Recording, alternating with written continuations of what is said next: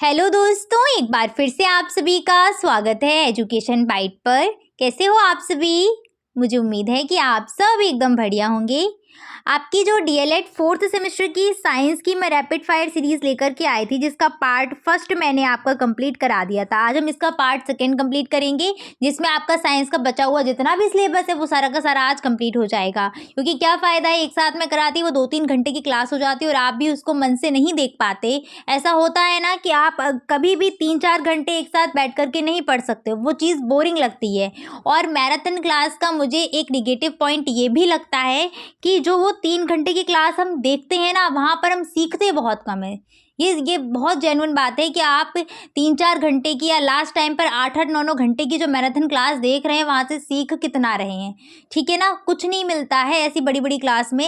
लेकिन फिर भी क्या है, आपको अगर ऐसी क्लास पढ़नी है तो कोशिश करो कि उनको शॉर्ट टाइम में पढ़ो, कि आधा पढ़ लिया, रुक गए, फिर आप वहीं से शुरू करिए जहाँ आपने छोड़ी हुई है। जिससे क्या है कि जो भी चीज़ें आपने पढ़ी हुई है ना, वो आपको एग्ज़ाम टाइम पर याद बनी रहेंगी। और इम्पॉर्टेंट ज़्यादा ये रहता है कि जो भी हमने पढ़ा हुआ है, एग्ज़ाम में जब वहाँ से क्वेश्चन आ रहे हैं तो हम आंसर लिख पाएँ। और सारे क्वेश्चन आपके डीएलएड एग्ज़ाम में 2-2 नंबर के ही नहीं आने हैं। कुछ क्वेश्चन ऐसे हैं जो 1-1 मार्क्स के होते हैं आपके, यानी कि वेरी शॉर्ट और शॉर्ट वो एमसीक्यू क्वेश्चन। और जहाँ पर आपको फैक्ट वाले देखने को मिलते हैं, जैसे सीधे सीधे आपको पूछ लिया गया कोई क्वेश्चन, कोई ईयर पूछ ली गई, या किसी अयस्क का नाम पूछ लिया गया कि कॉपर का कोई अयस्क लिखिए या आयरन का कोई अयस्क लिखिए। तो ये भाई फैक्ट वाले क्वेश्चन है, वहाँ पर आपको सीधे नाम लिखना है। वहाँ 2 नंबर वाला नहीं है कि आप बना बना के थ्योरी लिख दो। इसलिए चीज़ें आपको ढंग से याद भी होनी चाहिए। तो पढ़ाई ऐसी करो जो कम से कम एग्जाम में मार्क्स दिला के लेके आए आपको। ठीक है, मार्क्स आपके अच्छे बनाए। तो ज़्यादा टाइम वेस्ट नहीं करूँगी आपका, क्योंकि मुझे भी पता है एग्जाम टाइम पर एक एक मिनट, एक एक सेकंड कितना कीमती होता है। तो बस इतना ही मुझे आपको बताना था कि जितना भी पढ़ो, ऐसा पढ़ो कि एग्जाम में आपको वो काम करे। शुरू करती हूँ आपकी क्लास। जो आप साइंस का टॉपिक रहेगा वो आपका खनिज व अयस्क से शुरू होगा। इससे पहले जो मैंने आपको पढ़ाया था वो धातु व अधातु पढ़ा दिया था। और धातु अधातु आपके सेमेस्टर के लिए मोस्ट इंपॉर्टेंट टॉपिक है। क्यों है वो भी बता देती हूँ मैं, क्योंकि यहाँ से 3-4 क्वेश्चन बन जाते हैं कि धातु किसे कहते हैं, अधातु किसे कहते हैं, धातु व अधातु में क्या अंतर है। या एमसीक्यू में पूछ लिया कि निम्नलिखित में से कौन सी धातु है, कौन सी धातु नहीं है। ऐसे क्वेश्चन बहुत सारे बन जाते हैं। तो इस टॉपिक को अच्छे से पढ़ लीजिएगा। ठीक है, आते हैं खनिज व अयस्क पर कि खनिज किसे कहते हैं और अयस्क किसे कहते हैं। तो खनिज की अगर हम बात करें, खनिज क्या होते हैं? खनिज का मतलब मिनरल, ऐसे पदार्थ जो प्रायः धरती के अंदर खुदाई के माध्यम से प्राप्त किए जाते हैं, वो कहलाते हैं खनिज। यानी कि जिन पदार्थों को हम खानों से खोद करके प्राप्त करते हैं, पूरा मूल स्रोत से हम लेकर के आए खोद के, वो पदार्थ पूरा का पूरा क्या है? खनिज है। जैसे ये एक बड़ी सी खान है, इसमें से हमने इतना पदार्थ निकाल के रख लिया, तो ये पदार्थ क्या है भाई? खनिज है। ठीक है, आगे बात करते हैं अयस्क की, कि अयस्क क्या है। तो अयस्क जो होते हैं वो आपके क्या होते हैं? वो खनिज को ही अयस्क कहा जाता है। किसको अयस्क कहते हैं? खनिज को ही हम अयस्क कहते हैं। लेकिन उन खनिजों को अयस्क कहा जाता है जिसमें कोई धातु प्रचुर मात्रा में मिल रही हो। अर्थात ऐसे खनिज जिसमें किसी धातु की सबसे अधिक मात्रा कम खर्चे पर अगर में प्राप्त हो रही है, तो वो क्या है? वो खनिज अयस्क कहलाएगा।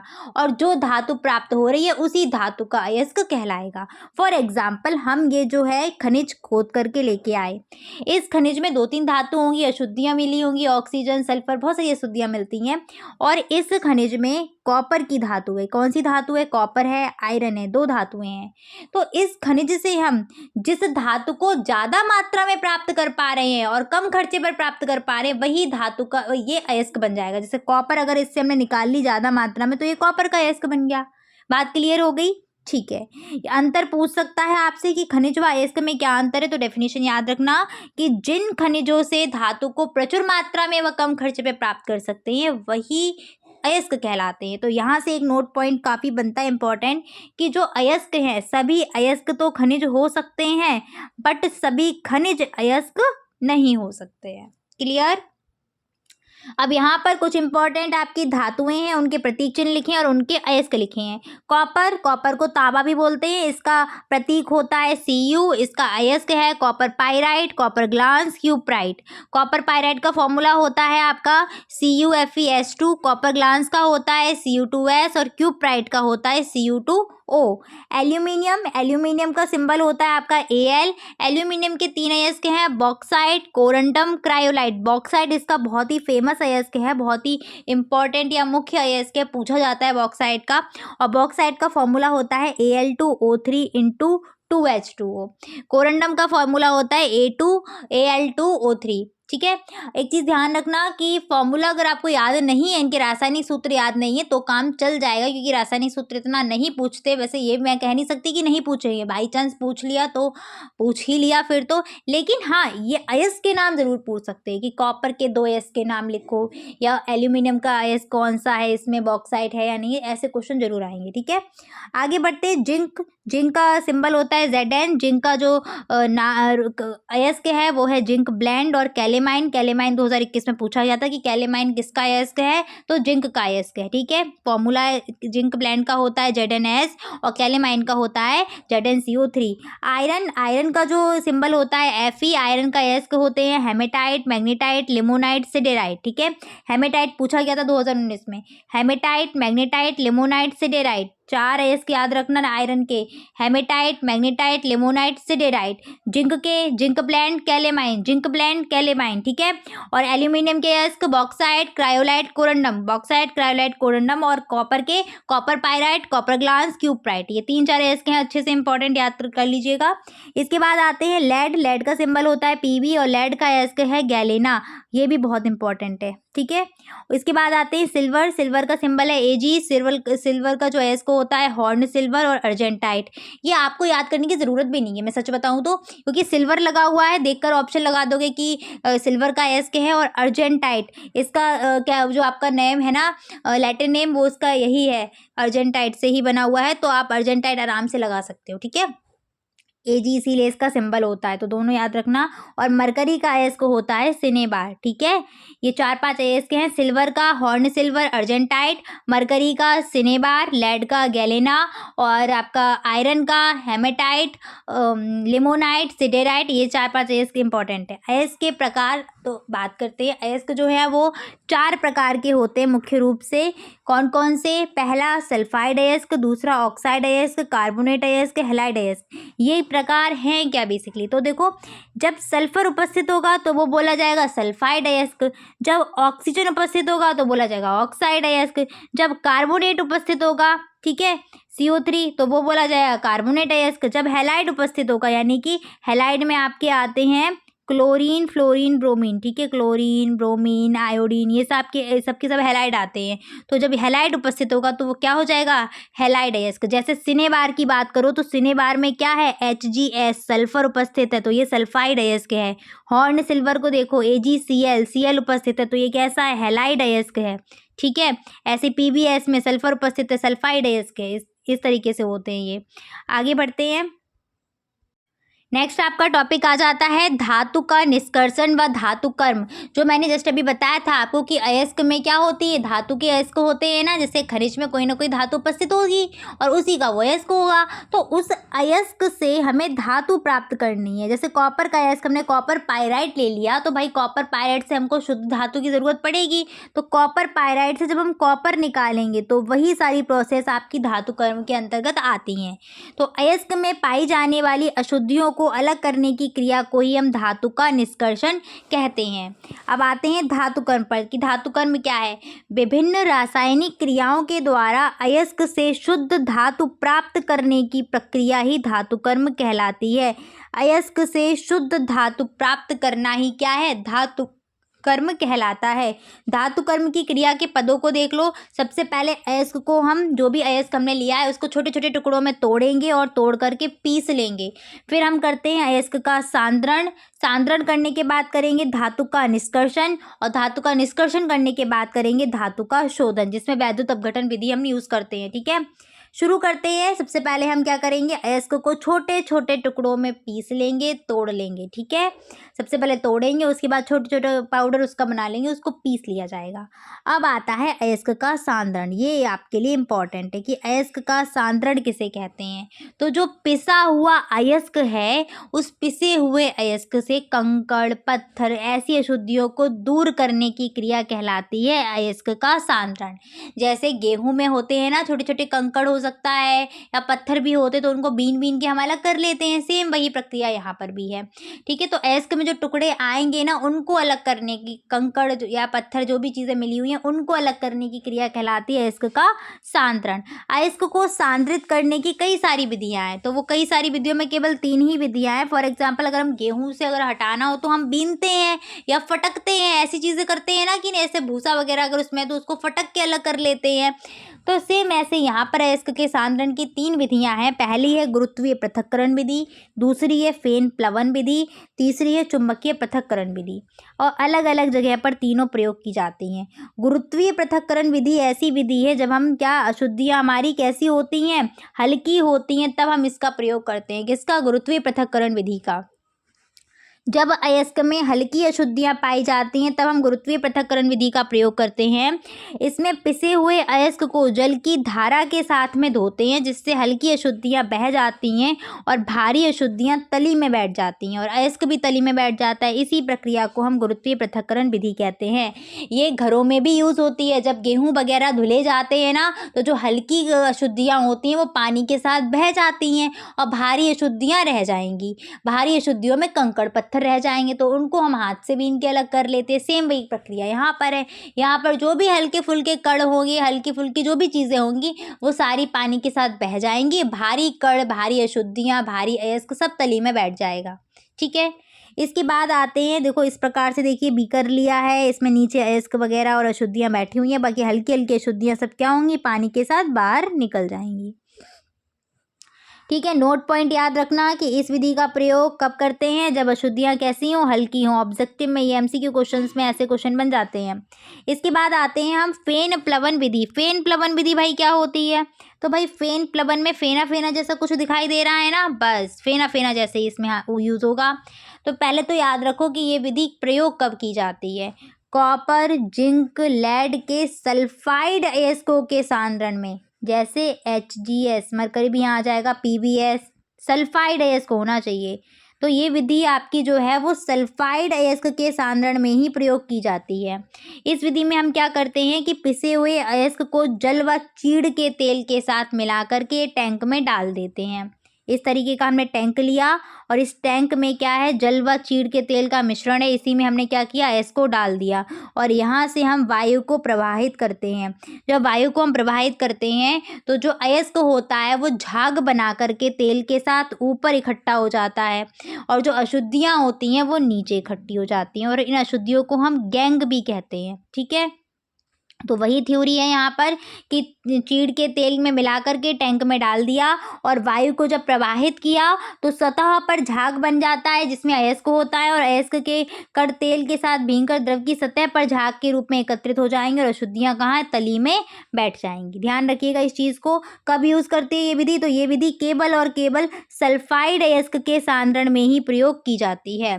ये मिश्रण ध्यान रखना। और एक चीज़, एक काम और करना, जैसे आपके एग्जाम में आता है फेन प्लवन विधि लिखिएगा, ठीक है। और अगर 2 नंबर में आ रहा है तो बहुत टाइम नहीं लगेगा, इतना सा चित्र बनाने में कौन सा टाइम लगने वाला है, आराम से बना सकते हो, ठीक है।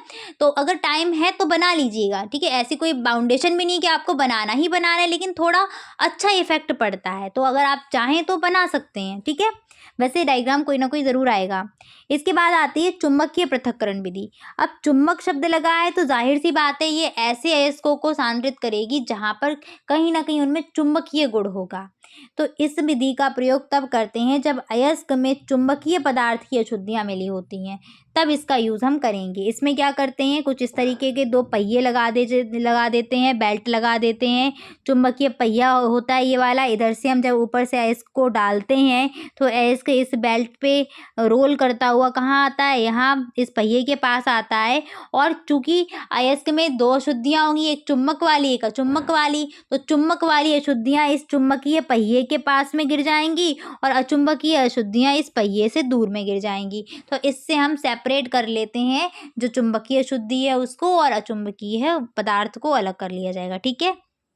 तो देख लो, इसमें एक चुंबकीय पहिया व एक अचुंबकीय पहिया लगा होता है, जिस पर एक बेल्ट लगी होती है। जब इस पर पिसे हुए अयस्क को घूमती हुई बेल्ट पर डालते हैं तो क्या होता है, जो चुंबकीय अशुद्धियां हैं वो रोलर के पहिए के पास गिरती हैं और अचुंबकीय पदार्थ अलग या पहिए से दूर गिरता है, कुछ इस तरीके से। ये वाला जो पहिया है ये कैसा, ये अचुंबकीय पहिया है, ये बेल्ट है। यहाँ से अयस्क आया, पूरा ऐसे ऐसे आएगा, यहाँ पर चुंबकीय है तो यहाँ पर गिर जाएगा, और अचुंबकीय है तो दूर जाके गिर जाएगा, पृथक होके गिर जाएगा। ठीक है, ये साफ कर दिया मैंने, और आराम से आप इस चित्र को देख लीजिएगा। ठीक है, चलो अब देखो, चुंबकीय पृथक्करण विधि का प्रयोग कब करते हैं, तो तब करते हैं जब चुंबकीय अशुद्धियां पाई जाती हैं। 3 विधियां थी, गुरुत्वीय पृथक्करण विधि, फेन प्लवन विधि और चुंबकीय पृथक्करण विधि। गुरुत्वीय पृथक्करण विधि का प्रयोग तब करते हैं जब अशुद्धियां हल्की हों। फेन प्लवन विधि का प्रयोग तब करते हैं जब सल्फाइड वाली अशुद्धियां हों, और चुंबकीय पृथक्करण विधि का प्रयोग तब करते हैं जब चुंबकीय अशुद्धियां मिली हों। ठीक है, अयस्क को हमने क्या कर लिया, सांद्रित कर लिया। क्या कर चुके हैं हम यहाँ पर, सांद्रण कर चुके हैं। ये सब प्रोसेस करने के बाद हमको कौन सा अयस्क प्राप्त हो जाएगा, सांद्रित अयस्क प्राप्त हो जाएगा। ठीक है, अब इस सांद्रित अयस्क का हम क्या करेंगे, निष्कर्षण। तो इस प्रोसेस शुरू हो जाएगी हमारी अब यहाँ से, धातु का निष्कर्षण। ये बी प्रोसेस है। ठीक है, ए प्रोसेस थी जिसमें 3 विधियां थी, उन 3 में से कोई एक ही लगेगी किसी अयस्क पर, और उसके बाद जब हमें सांद्रित अयस्क प्राप्त होगा तब हम करने चलेंगे धातु का निष्कर्षण। सांद्रित अयस्क से अशुद्धियों को अलग करने की क्रिया कहलाती है निष्कर्षण, और इसमें 2 प्रोसेस आती हैं, निस्तापन और भर्जन। एक प्रगलन भी आपको सुनने को मिलेगी। ठीक है, निस्तापन और भर्जन। तो शुरू करते हैं। निस्तापन भर्जन दोनों ही इंपॉर्टेंट हैं और अल्टरनेट पूछ लेते हैं ये, कभी निस्तापन पूछ लेंगे एग्जाम में और कभी अगले एग्जाम में आपसे भर्जन पूछ लेंगे। तो देखिएगा, निस्तापन किसको कहते हैं, 2021 और 17 में आई हुई थी। निस्तापन वह प्रक्रिया जिसमें सांद्रित अयस्क को वायु की अनुपस्थिति में इतना गर्म करते हैं कि वो अयस्क पिघलता नहीं है। गलनांक से कम ताप पर गर्म करना है, तो बस इसको और शॉर्ट लैंग्वेज में कर लो आप अच्छे से, कि एक ऐसी प्रक्रिया जिसमें सांद्रित अयस्क को वायु की अनुपस्थिति में हम इतना गर्म करते हैं कि अयस्क पिघले ना। ठीक है, अयस्क पिघले ना और अशुद्धियाँ क्या हैं, बाहर निकल जाएं, वो कहलाती है निस्तापन विधि। और कौन सी अशुद्धियाँ बाहर निकलेंगी, जो नमी वाली होंगी या वाष्पशील अशुद्धियाँ होंगी वो उड़ जाती हैं, वही प्रोसेस होती है निस्तापन। ठीक है, देख लीजिए, बॉक्साइड को वायु की अनुपस्थिति में गलनांक से कम ताप पर जब गर्म करते हैं तो देखो नमी वाली अशुद्धि हट जाएगी। जैसे Al2O3 इंटू 2H2O था, तो ये जल अलग हो जाएगा और अयस्क आपका अलग रह जाएगा, केवल नमी वाली अशुद्धि हट जाएगी। ZnCO3 को देखो आप, तो ZnO रह जाएगा, और कार्बन डाइऑक्साइड गैस है तो वाष्पशील है, वो उड़ जाएगी। ठीक है, देखो यहाँ मैंने नोट में आपको शॉर्ट में एक एरो के माध्यम से समझाया कि निस्तापन की प्रोसेस क्या है। जब अयस्क को वायु की अनुपस्थिति में इतना गर्म किया जाए कि अयस्क पिघले ना और वाष्पशील अशुद्धियां व नमी उड़ जाए, तो वो प्रोसेस कहलाती है निस्तापन। ठीक है, अब हम आते हैं भर्जन पर। भर्जन भी आपके लिए इंपॉर्टेंट है। भर्जन क्या होती है, सेम निस्तापन की प्रक्रिया है, बट यहाँ पर अयस्क को वायु की उपस्थिति में गर्म करते हैं हम। ठीक है, वह प्रक्रिया जिसमें अयस्क को वायु की उपस्थिति में उसके गलनांक से कम ताप पर गर्म किया जाता है और अयस्क में उपस्थित अवाष्पशील अशुद्धियां अलग हो जाती हैं, या सल्फर या फास्फोरस की जो अशुद्धि होंगी वो अलग हो जाएंगी, तो प्रोसेस कहलाती है भर्जन। ठीक है, यहाँ पर भी इस कंडीशन में भी अयस्क को हम पिघलने नहीं देते हैं। ठीक है, अयस्क पिघले ना, बस इस बात का ध्यान रखेंगे निस्तापन और भर्जन दोनों में। ठीक है, अयस्क हमारा पिघलता है प्रगलन में। ठीक है, और कैसे याद रखो, ये गलन मीन्स गलना, तो बस इसी कंडीशन में हमारा क्या है, इसी प्रोसेस में अयस्क पिघलना शुरू हो जाएगा। ठीक है, इतना गर्म करें कि अयस्क पिघल जाएगा। आगे बढ़ते हैं, देख लीजिएगा यहाँ पर रिएक्शंस।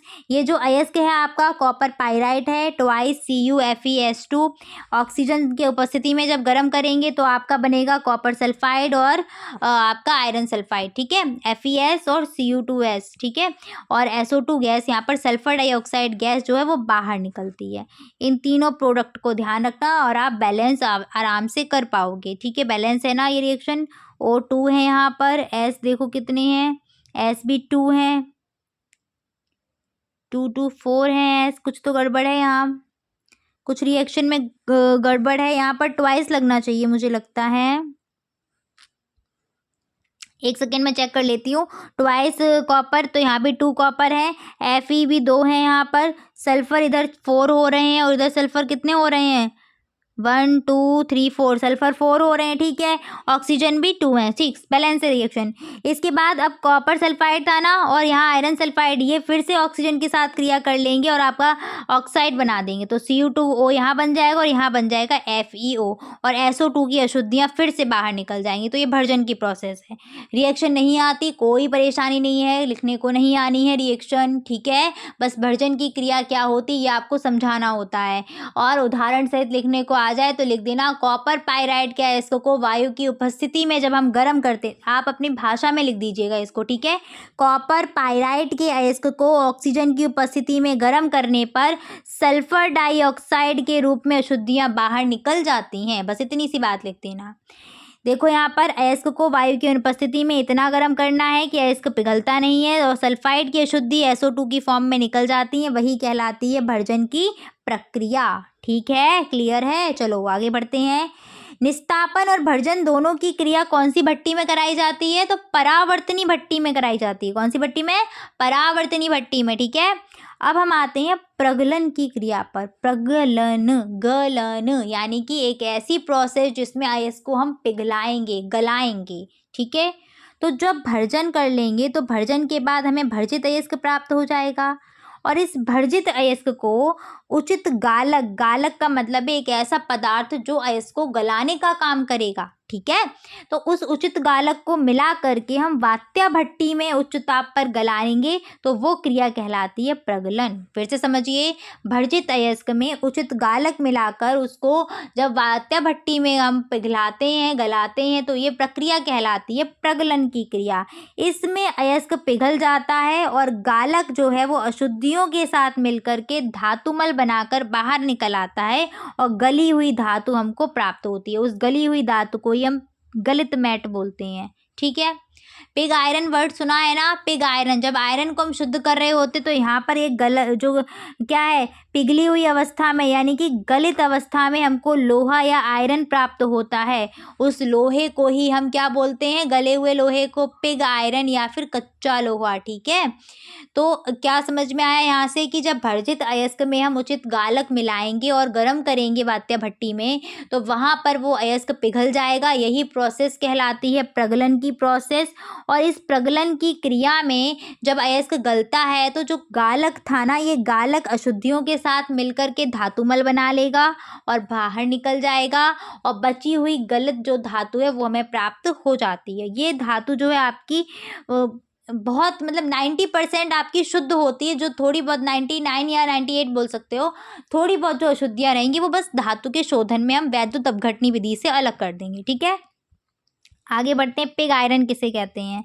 तो लोहे के अयस्क पूछा गया था। लोहे के अयस्क से जब शुद्ध धातु को प्राप्त करते हैं और प्रगलन की क्रिया जब कराते हैं तो वहाँ पर हमें जो गलित लोहा प्राप्त होता है वही कहलाता है कच्चा लोहा या फिर पिग आयरन, ठीक है। कुछ महत्वपूर्ण डेफिनेशन देख लीजिएगा। गालक, गालक क्या होता है? तो वह पदार्थ जो अयस्क को गलाने में सहायता प्रदान करेगा गालक कहलाता है। धातुमल किसे कहते हैं? तो गालक अगलनीय अशुद्धियों के साथ जुड़ करके उनको गला देता है तो वही गलित जो पदार्थ बनता है वो कहलाता है धातुमल। यानी कि गालक प्लस अशुद्धि जब मिल जाती हैं और ये अशुद्धि सब कैसी होंगी? पिघली हुई अवस्था में होंगी। ये कैसी होंगी? गलित अवस्था में होंगी और यही मिलकर के क्या कहलाएगा? धातुमल कहलाएगा। अधात्री या मैट्रिक किसे कहते हैं? तो अयस्क में जो रेत के या मिट्टी के कण होते हैं वो कहलाते हैं अधात्री या फिर मैट्रिक्स, ठीक है। यानी कि जब आपको पता है खनिज तो खोद करके लेके आते हैं तो वहाँ पर मिट्टी के कण भी होंगे, कंकड़ भी होंगे उसमें, तो वही जो अशुद्धियाँ होती हैं वही कहलाती हैं अधात्री, ठीक है। नेक्स्ट आती है हमारी विद्युत अपघटनी विधि। इस अपघटनी विधि में हमें शुद्ध धातु प्राप्त हो जाएगी, बिल्कुल शुद्ध, ठीक है। प्रगलन की क्रिया से प्राप्त धातुओं की अशुद्धियों को दूर करने के लिए विद्युत अपघटनी विधि का प्रयोग करते हैं। कौन सी क्रिया से?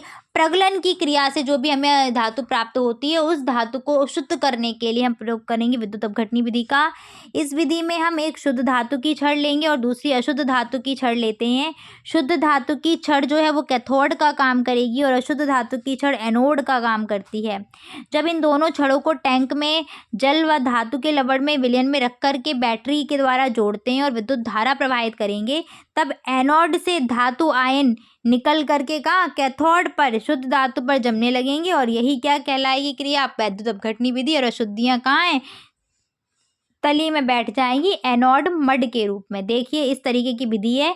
दो छड़ लेते हैं, एक अशुद्ध धातु की छड़, एक शुद्ध धातु की छड़, और यहाँ पर विलयन ये भरा होता है, किसी लवण का विलयन होगा, ठीक है, लवण का जलीय विलयन।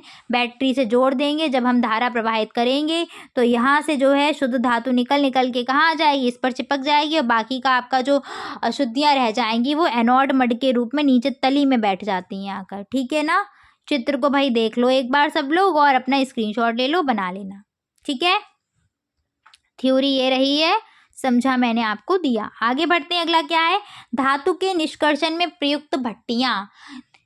धातु के निष्कर्षण में दो प्रमुख भट्टियां यूज होती हैं, एक परावर्तनी भट्टी और दूसरी होती है वात्या भट्टी। वैसे तो ये सेमेस्टर में इंपॉर्टेंट इतना नहीं है, बट एक बार क्वेश्चन पूछ लिया गया था तो इसलिए बताना जरूरी है। परावर्तनी भट्टी क्या होती है, इस भट्टी में ईंधन अलग स्थान पर जलाया जाता है, कुछ इस तरीके की दिखती है। ठीक है, ये मैं आपको पहले चित्र से बता दूं, कुछ इस तरीके की भट्टी होगी, यहाँ पर ईंधन रखा होता है और यहाँ पर अयस्क रखा होता है। इस भट्टी में जो ईंधन है वो अयस्क के सीधे संपर्क में नहीं होता, दिख रहा है क्या आपको, संपर्क में सीधा कोई संपर्क नहीं है।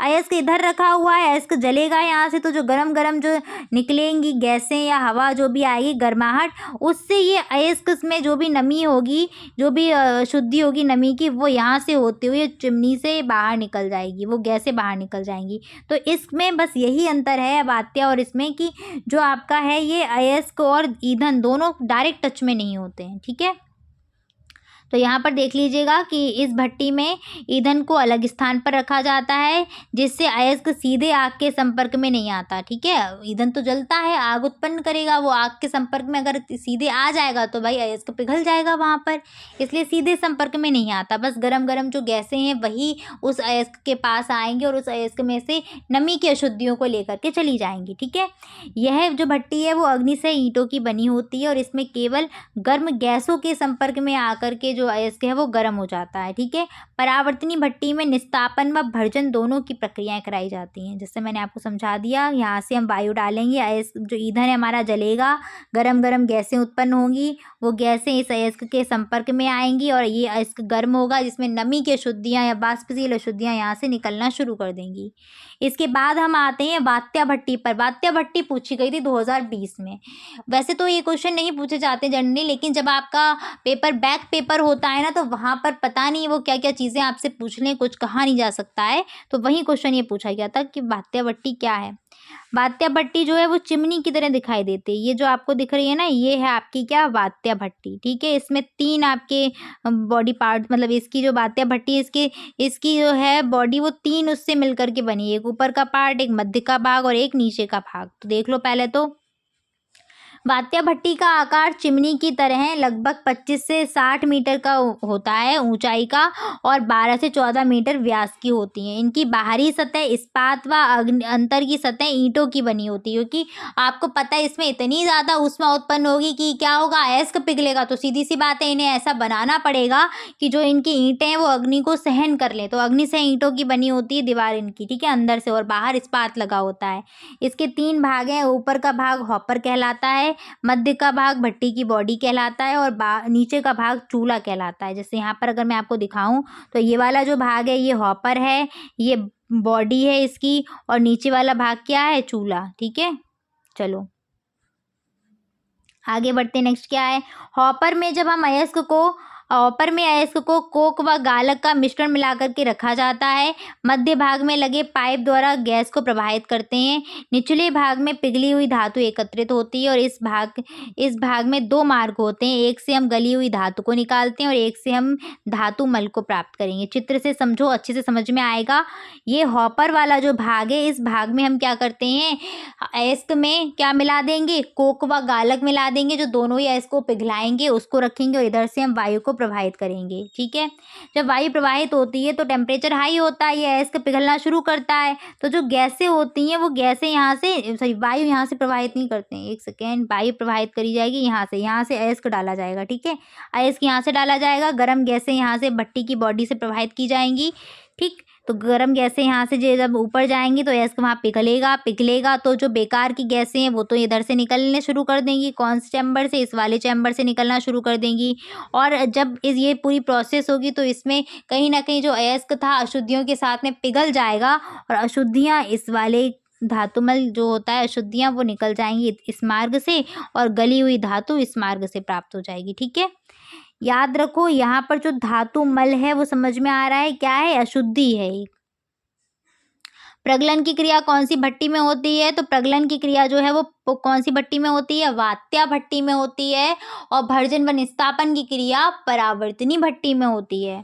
अब हम आते हैं संक्षारण पर कि संक्षारण क्या होता है। तो देखिएगा संक्षारण क्या है, धातु पढ़ रहे हैं तो सीधी सी बात है, ये टॉपिक तो वैसे ही आना था आपका संक्षारण, क्योंकि धातुओं में ही ये प्रकृति होती, धातुएं संक्षारित होती रहती हैं। ठीक है, संक्षारण वह रासायनिक अभिक्रिया है जिसमें धातुएं वायु में उपस्थित ऑक्सीजन से क्रिया करके अपनी सतह पर एक परत बना लेती हैं और धीरे धीरे नष्ट होना शुरू हो जाती हैं। यही प्रोसेस कहलाती है संक्षारण। ठीक है, संक्षारण है क्या, एक ऐसी रासायनिक अभिक्रिया जिसमें धातुएं अपनी सतह पर आसपास की जो नमी है, ऑक्सीजन है, इनसे क्रिया करके एक परत बनाती जाएंगी और परत धीरे धीरे नष्ट होती जाएगी। आपने देखा होगा घरों में छत पे अगर कोई लोहे की वस्तु पड़ी है या ग्रिल वगैरह अगर आप देखें और पेंट वगैरह ना हुआ हो तो एक एक परत वहाँ छुटना शुरू हो जाती है। वरना कूलर सभी क्या लगा होगा ना, अभी गर्मियों में आपने देखा होगा उन पर पपड़ी सी जमने लगती है, वो धीरे धीरे पपड़ी हटती रहती है। तो ऐसे क्या है, लोहे का संक्षारण हो रहा है वहाँ पर, क्योंकि लोहा पानी के टच में आके, नमी के टच में आके क्या कर रहा है, ऑक्सीजन से क्रिया करके ऑक्साइड बना रहा है। वो परत क्या है, बेकार होके निकलती जा रही, जिसको हम जंग बोलते हैं। क्या बोलते हैं, लोहे में जंग लगती है ना, वो जंग ही है। ठीक है,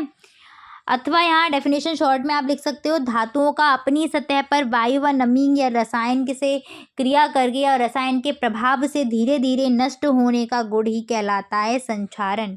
धातुएं जितनी अधिक क्रियाशील होती हैं उतनी ही जल्दी संक्षारित भी होती हैं। यही धातुओं की वो है, धातुओं का गुण है कि धातुएं क्रियाशील हैं और इस कारण वो जल्दी क्रिया कर लेती हैं ऑक्सीजन से या नमी से, और इस कारण वो जल्दी से क्या होती हैं, संक्षारित होती हैं। ठीक है, लोहे का संक्षारण क्या है, जंग लगना, लोहे पर जंग लगना, रस्टिंग होना ही क्या है, लोहे का संक्षारण है। ठीक है, संक्षारण से बचाव की विधियां क्या क्या हैं, तो संक्षारण के कारण मशीनों के पुर्जे, धातु आदि को बहुत हानि होती है। ठीक है, और धातुओं के संक्षारण के बचाव के उपाय देख लो, पेंट करके, यानी कि अगर आप पॉलिश कर देंगे तो बचा सकते हैं, ग्रीस या तेल लगाकर बचा सकते हैं, गैल्वानीकरण के द्वारा। गैल्वानीकरण का मतलब होता है लोहे की धातु पर जिंक की धातु की परत चढ़ा देना, वो गैल्वानीकरण होता है। ठीक है, विद्युत लेपन का मतलब है किसी अन्य धातु की परत चढ़ा करके भी हम धातुओं को बचा सकते हैं, जैसे कि निकेल और क्रोमियम का विद्युत लेपन किस पर किया जाता है, लोहे पर किया जाता है, लोहे को संक्षारण से बचाने के लिए किया जाता है। तो ये आपके 4-5 पॉइंट याद रखना। और मिश्र धातु को बनाकर भी हम धातुओं का संक्षारण बचा सकते हैं, जैसे कि इस्पात। अगर लोहा होता तो उसमें जंग लगती, लेकिन स्टील में या इस्पात में आपने जंग लगते देखा है क्या, नहीं लगती है ना। क्यों, क्योंकि वहाँ पर क्या है, लोहे में कार्बन मिला दिया जाता है और उसको इस्पात बना लेते हैं। तो कहीं ना कहीं उसको अगर हमने मिश्र धातु बना ली तो हम उसको बचा पाएंगे। ठीक है, नेक्स्ट आते हैं मिश्र धातु पर कि मिश्र धातु क्या होती है। जैसे कि आप, मिश्र मीन्स क्या है, मिश्रित धातु मीन्स धातु, यानी कि धातुओं के मिश्रण से बनी धातु ही कहलाती मिश्र धातु। बट एक चीज़ ध्यान रखना, ऐसा ज़रूरी नहीं है कि धातु का धातु से ही मिश्रण होगा तभी मिश्र धातु बन जाएगी। धातु धातु और अधातु भी मिलकर के मिश्र धातु बना लेती है, ठीक है। जैसे पीतल किससे बनती है, कॉपर और जिंक से बनती है। यहाँ कॉपर भी धातु है और जिंक भी धातु है, तो पीतल क्या है, मिश्र धातु है। मिश्र धातु के गुण क्या होते हैं, तो ये वायु या नमी के संपर्क में आने से खराब नहीं होती हैं, यानी कि जो धातु है वो संक्षारित हो जाए, मतलब संक्षारित होने से बच जाएगी यहाँ पर। दूसरा है रासायनिक पदार्थ आदि से इनका क्षरण नहीं होता, ठीक है, यानी कि संक्षारण नहीं होता इनका। जैसे अम्ल वगैरह अगर इन पर पड़ जाएगा तो उतना प्रभाव नहीं पड़ेगा जितना आपका धातु पर पड़ जाएगा। इसके बाद आते हैं अगले पॉइंट पर कि इनका यूज़ कहाँ किया जाता है मिश्र धातुओं का, मूर्ति बनाने में, आभूषण बनाने में, तार, बर्तन, सिक्के इत्यादि सब बनाने में, मशीन के पुर्जे, स्प्रिंग आदि बनाने में, और रेडियो में एरियल जो बनते हैं ना वो भी मिश्र धातुओं से ही बनाए जाते हैं। कुछ महत्वपूर्ण मिश्र धातुएं आपकी, जैसे कांसा कॉपर और टिन से बनी हुई है, 88% कॉपर होता है, 12% टिन होता है। पीतल कॉपर और जिंक से बनी है, ये पूछी भी गई थी, पीतल क्या है, तो पीतल एक मिश्र धातु है। कृत्रिम रोल्ड या फिर रोल्ड गोल्ड आता है तो कॉपर और एल्यूमिनियम से बनी हुई है। मुद्रा धातु कॉपर, टिन और फॉस्फोरस से मिलकर के बनी हुई है, ठीक है। एक्स्ट्रा पॉइंट में देखो, उपधातु रह गया था, उपधातु किसे कहते हैं, ये क्वेश्चन पूछा भी गया था। उपधातु, तो उपधातु जो है वो ऐसे तत्व होते हैं जिनमें धातु व अधातु दोनों के ही गुण या दोनों की ही प्रकृति पाई जाती है, वो उपधातु कहलाते हैं। जैसे boron, silicon, germanium, arsenic, antimony, ये बहुत इंपॉर्टेंट है। जर्मेनियम, आर्सेनिक, एंटीमनी पूछा जाता है और सिलिकॉन भी पूछ लेते हैं, ठीक है, एग्जाम्पल जरूर याद रखना। नेक्स्ट टॉपिक आ जाता है आपका आवर्त सारणी। आवर्त सारणी का प्रयोग क्यों किया गया था, पता है ना सभी को।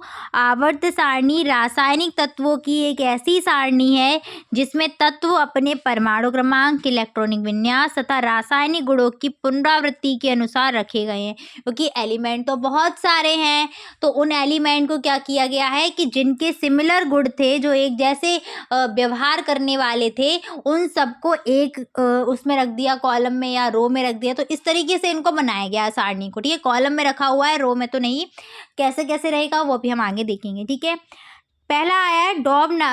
सबसे पहले प्रयास जो किया गया है, धीरे धीरे लोगों ने स्टेप बाय स्टेप चले हुए हैं।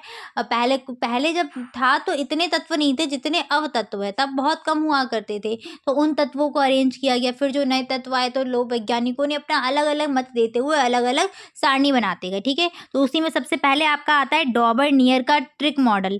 इन्होंने क्या किया था, इन्होंने एक समान गुणों वालों के 3-3 के समूह में परमाणु भार के बढ़ते क्रम में व्यवस्थित किया। इसी को डॉबर नियर का त्रिक कहा जाता है। 3-3 का बनाते हुए इन्होंने समूह में अरेंज किया था। डॉबर नियर के त्रिक के अनुसार बीच के तत्व का परमाणु भार शेष दो तत्व के परमाणु भार के लगभग औसत के बराबर होता है। इनका कहना था कि जैसे अगर ये हमने इस तरीके से इन्होंने अरेंज किया, तो इनका मतलब था ये कहने का कि बीच वाले का जो परमाणु भार होगा वो इन दोनों का औसत होगा, इन दोनों तत्वों के परमाणु भार का औसत होता है। ये इनका कहने का मतलब था। 3-3 तत्वों को लेकर के बनाया था, इसीलिए इनको ये जो नियम था इसको डॉबर नियर का त्रिक नियम कहते हैं। ये इतना इंपॉर्टेंट नहीं है, बट ये चीज़ ध्यान रखना जो इनका ये पॉइंट है, ठीक है, कि जो बीच वाला परमाणु होगा उसका परमाणु भार शेष दोनों तत्वों के परमाणु भार का औसत होगा। इसके बाद आए हैं न्यूलैंड का अष्टक नियम। तो अष्टक नियम है तो भाई अष्टक से ही कुछ यहाँ लेना देना होगा। न्यूलैंड ने क्या किया था, इन्होंने तत्वों को उनके परमाणु भार के बढ़ते हुए क्रम में रखा, और ये बोला कि अगर बढ़ते हुए क्रम में हम रखते हैं तो किसी तत्व से 7 तत्व छोड़कर 8वां तत्व पहले ही तत्व के समान गुण प्रदर्शित करेगा। यानी कि अगर हम इस तरीके से अरेंज करें 1 2 3 4 5 6 7 8, तो हर 8वां तत्व, 7 तत्व के बाद जो 8वां तत्व है वो पहले वाले की तरह ही बर्ताव करना शुरू कर देगा। ये इनका कहना था, ठीक है। अब आती है आपकी मेंडलीव की आवर्त सारणी, और यहीं से आपके इंपॉर्टेंट क्वेश्चन बनना शुरू हो जाते हैं। अष्टक वाला भी इंपॉर्टेंट है, न्यूलैंड का अष्टक नियम। उसके बाद मेंडलीव से तो बहुत इंपॉर्टेंट चीज़ें हैं, ठीक है। मेंडलीव नामक वैज्ञानिक ने 1869 ईस्वी में जो तत्व थे उनको श्रेणीबद्ध करने का प्रयास किया। इनका आवर्त नियम मोस्ट इम्पॉर्टेंट है मेंडलीव की आवर्त सारणी का। इनका आवर्त नियम है कि तत्वों के भौतिक व रासायनिक गुण परमाणु भार के आवर्ती फलन होते हैं। कोई आपसे पूछे कि मेंडलीव की आवर्त सारणी किस पर आधारित थी, तो मेंडलीव ने तत्वों को परमाणु भार के क्रम में व्यवस्थित किया था। कौन से क्रम में? परमाणु भार के आधार पर व्यवस्थित किया था। ठीक है, इसमें मैंने लिखा भी है, अर्थात सारणी में तत्वों को परमाणु भार के बढ़ते क्रम में रखा गया है। दो चीज़ें होती है सारणी में, आवर्त और वर्ग। जैसे ये सारणी अगर मैं बनाऊं तो इसमें कॉलम बने होंगे, रो बनी होंगी, बस यही आवर्त और वर्ग होते हैं। जो रो होती है यानी कि जो क्षैतिज पंक्तियां होती हैं इसको हम आवर्त बोलते हैं, और जो आपकी इस तरीके से होंगी वर्टिकल लाइंस यानी कि जो कॉलम बनाए जाते हैं वो वर्ग कहलाते हैं। क्या कहलाते हैं? वर्ग कहलाते हैं। सारणी में क्षैतिज पंक्तियों को आवर्त कहते हैं और ऊर्ध्वाधर पंक्तियों को वर्ग कहते हैं। मेंडलीव की आवर्त सारणी में कितने आवर्त और वर्ग थे, ये बात पूछी जाती है और पूछी गई भी है आपसे। ये ऐसे क्वेश्चन है ना कि किसी भी सेमेस्टर में आ जाते हैं। सेकेंड सेमेस्टर में भी आया था, जिस टाइम मैंने की थी उस टाइम में क्वेश्चन आ गया था, और तब ये जो आपका आवर्त सारणी का टॉपिक है ये सेकेंड सेमेस्टर में है ही नहीं, बट क्वेश्चन वहाँ पूछ लिया था। तो मेंडलीव की आवर्त सारणी में कितने आवर्त हैं? 12 आवर्त हैं और 8 वर्ग हैं। ठीक है, मेंडलीव की आवर्त सारणी के गुण क्या क्या हैं? 2020-21 दोनों में आया है क्वेश्चन। मेंडलीव की आवर्त सारणी इंपॉर्टेंट है आपके लिए। पहला गुण तो ये है कि ये नए तत्वों की खोज के लिए प्रेरित करती है। किसी भी आवर्त सारणी का गुण पूछा जाए ये पहला पॉइंट जरूर लिख देना, क्योंकि खाली खाली स्थान है ना, और खाली स्थान प्रेरित करते हैं नए तत्वों की खोज के लिए। इसके बाद आता है दूसरा गुण, प्रत्येक आवर्त में तत्व परमाणु भार के बढ़ते हुए क्रम में रखा गया है। दूसरा गुण है ये, तत्वों के गुणों का अध्ययन करने में सुविधाजनक हो गया। जैसे ही उन्होंने अरेंज किया वैसे तत्वों का अध्ययन हम आसानी से कर पाए। ठीक है, इसके बाद आते हैं कि मेंडलीव की आवर्त सारणी के दोष क्या क्या हैं। तो भाई इन्होंने क्या किया था, समान गुण वाले तत्वों को अलग अलग रख दिया था, असमान गुण वाले तत्व एक साथ रख गए थे, समस्थानिक तत्वों को कोई निश्चित उनका पता नहीं था। समस्थानिक तत्व ऐसे तत्व होते हैं जिनका परमाणु क्रमांक, ये क्वेश्चन बन सकता है, जिनका परमाणु क्रमांक क्या हो, समान हो, वो होते हैं समस्थानिक। परमाणु क्रमांक समान हो, और दूसरी बात परमाणु भार अलग हो, परमाणु भार अलग हो, ऐसे तत्व कहलाते हैं समस्थानिक।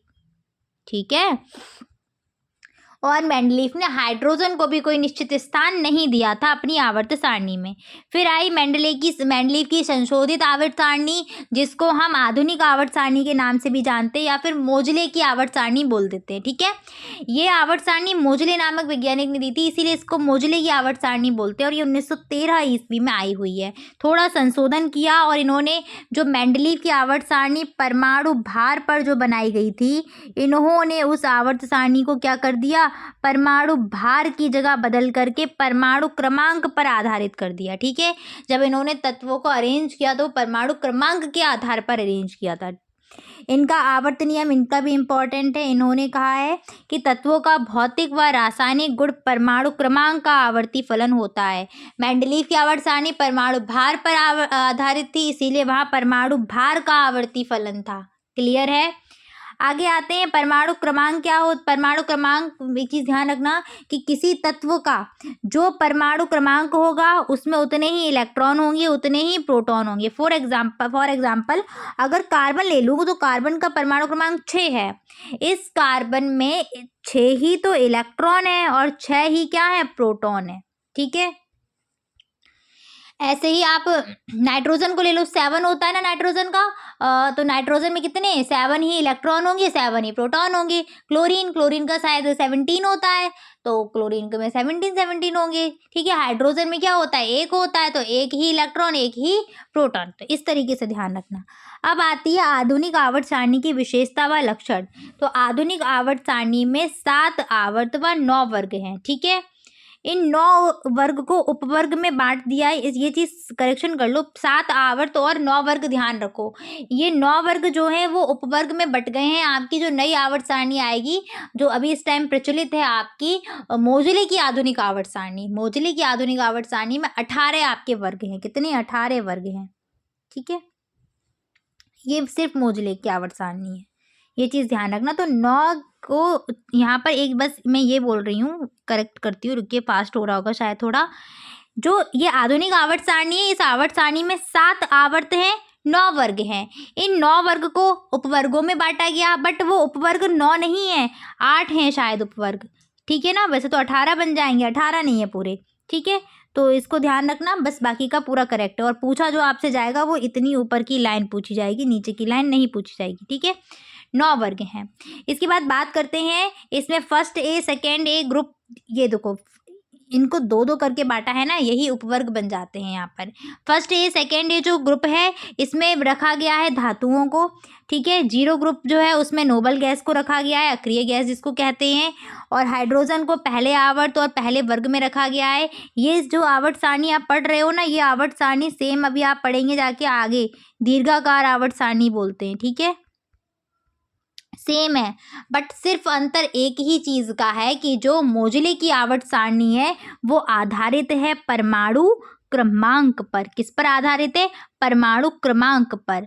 और ये वाली जो आवर्त सारणी है दीर्घाकार, ये वाली आधारित है पता किस पर? इलेक्ट्रॉनिक विन्यास के आधार पर। अब भाई ये इलेक्ट्रॉनिक विन्यास क्या होता है मैम? तो देखो इलेक्ट्रॉनिक विन्यास है कि जो भी आपका तत्व है उस तत्व में जितने इलेक्ट्रॉन है उन इलेक्ट्रॉन का जो कक्षाएं होती हैं उनमें किस प्रकार से बटे हुए हैं इलेक्ट्रॉन, उस पर आधारित है। कौन सी? दीर्घाकार। इसीलिए सारी चीज़ें जितनी भी आप इस आवर्त सारणी में देख रहे हैं वो सारी की सारी चीज़ें आप दीर्घाकार आवर्त सारणी में भी देखेंगे, इसलिए ध्यान से समझना है इसको, ठीक है। एक बार मैं फिर से पॉइंट्स इसके क्लियर करती हूँ, इसके गुणों को। इस आवर्त सारणी में 7 आवर्त और 9 वर्ग हैं। इन 9 वर्गों को कुछ उपवर्गों में बांटा गया है। इसके बाद बात करते हैं फर्स्ट ए सेकेंड ए जो ग्रुप हैं, वर्ग हैं, उनमें धातुएं रखी गई हैं। 0 वर्ग में नोबल गैसें या अक्रिय गैसें रखी हैं। नाम कौन कौन से हैं? तो neon, argon, krypton, xenon, radon, ये, ठीक है। हाइड्रोजन को पहले आवर्त में रखा गया है और पहले वर्ग में रखा गया है। और लेंथेनाइट व एक्टिनाइट श्रेणी को अलग नीचे स्थान दिया गया है, ठीक है। ऐसे जो आपकी आवर्त सारणी में नीचे बनाई जाती हैं ये दोनों श्रेणियाँ। इसके बाद दोष की बात करें तो हाइड्रोजन का कोई निश्चित स्थान नहीं है और समस्थानिकों का भी यहाँ पर कोई निश्चित स्थान नहीं दिया गया। हाइड्रोजन एक ऐसा तत्व है ना जिसका व्यवहार समझ में ही नहीं आया है अभी तक, ठीक है ना। दीर्घाकार या मोजले की आधुनिक आवर्त सारणी, तो मोजले की आवर्त सारणी में थोड़ा सा परिवर्तन करके एक नई आवर्त सारणी दे दी थी, वही कहलाती है दीर्घाकार आवर्त सारणी, ठीक है।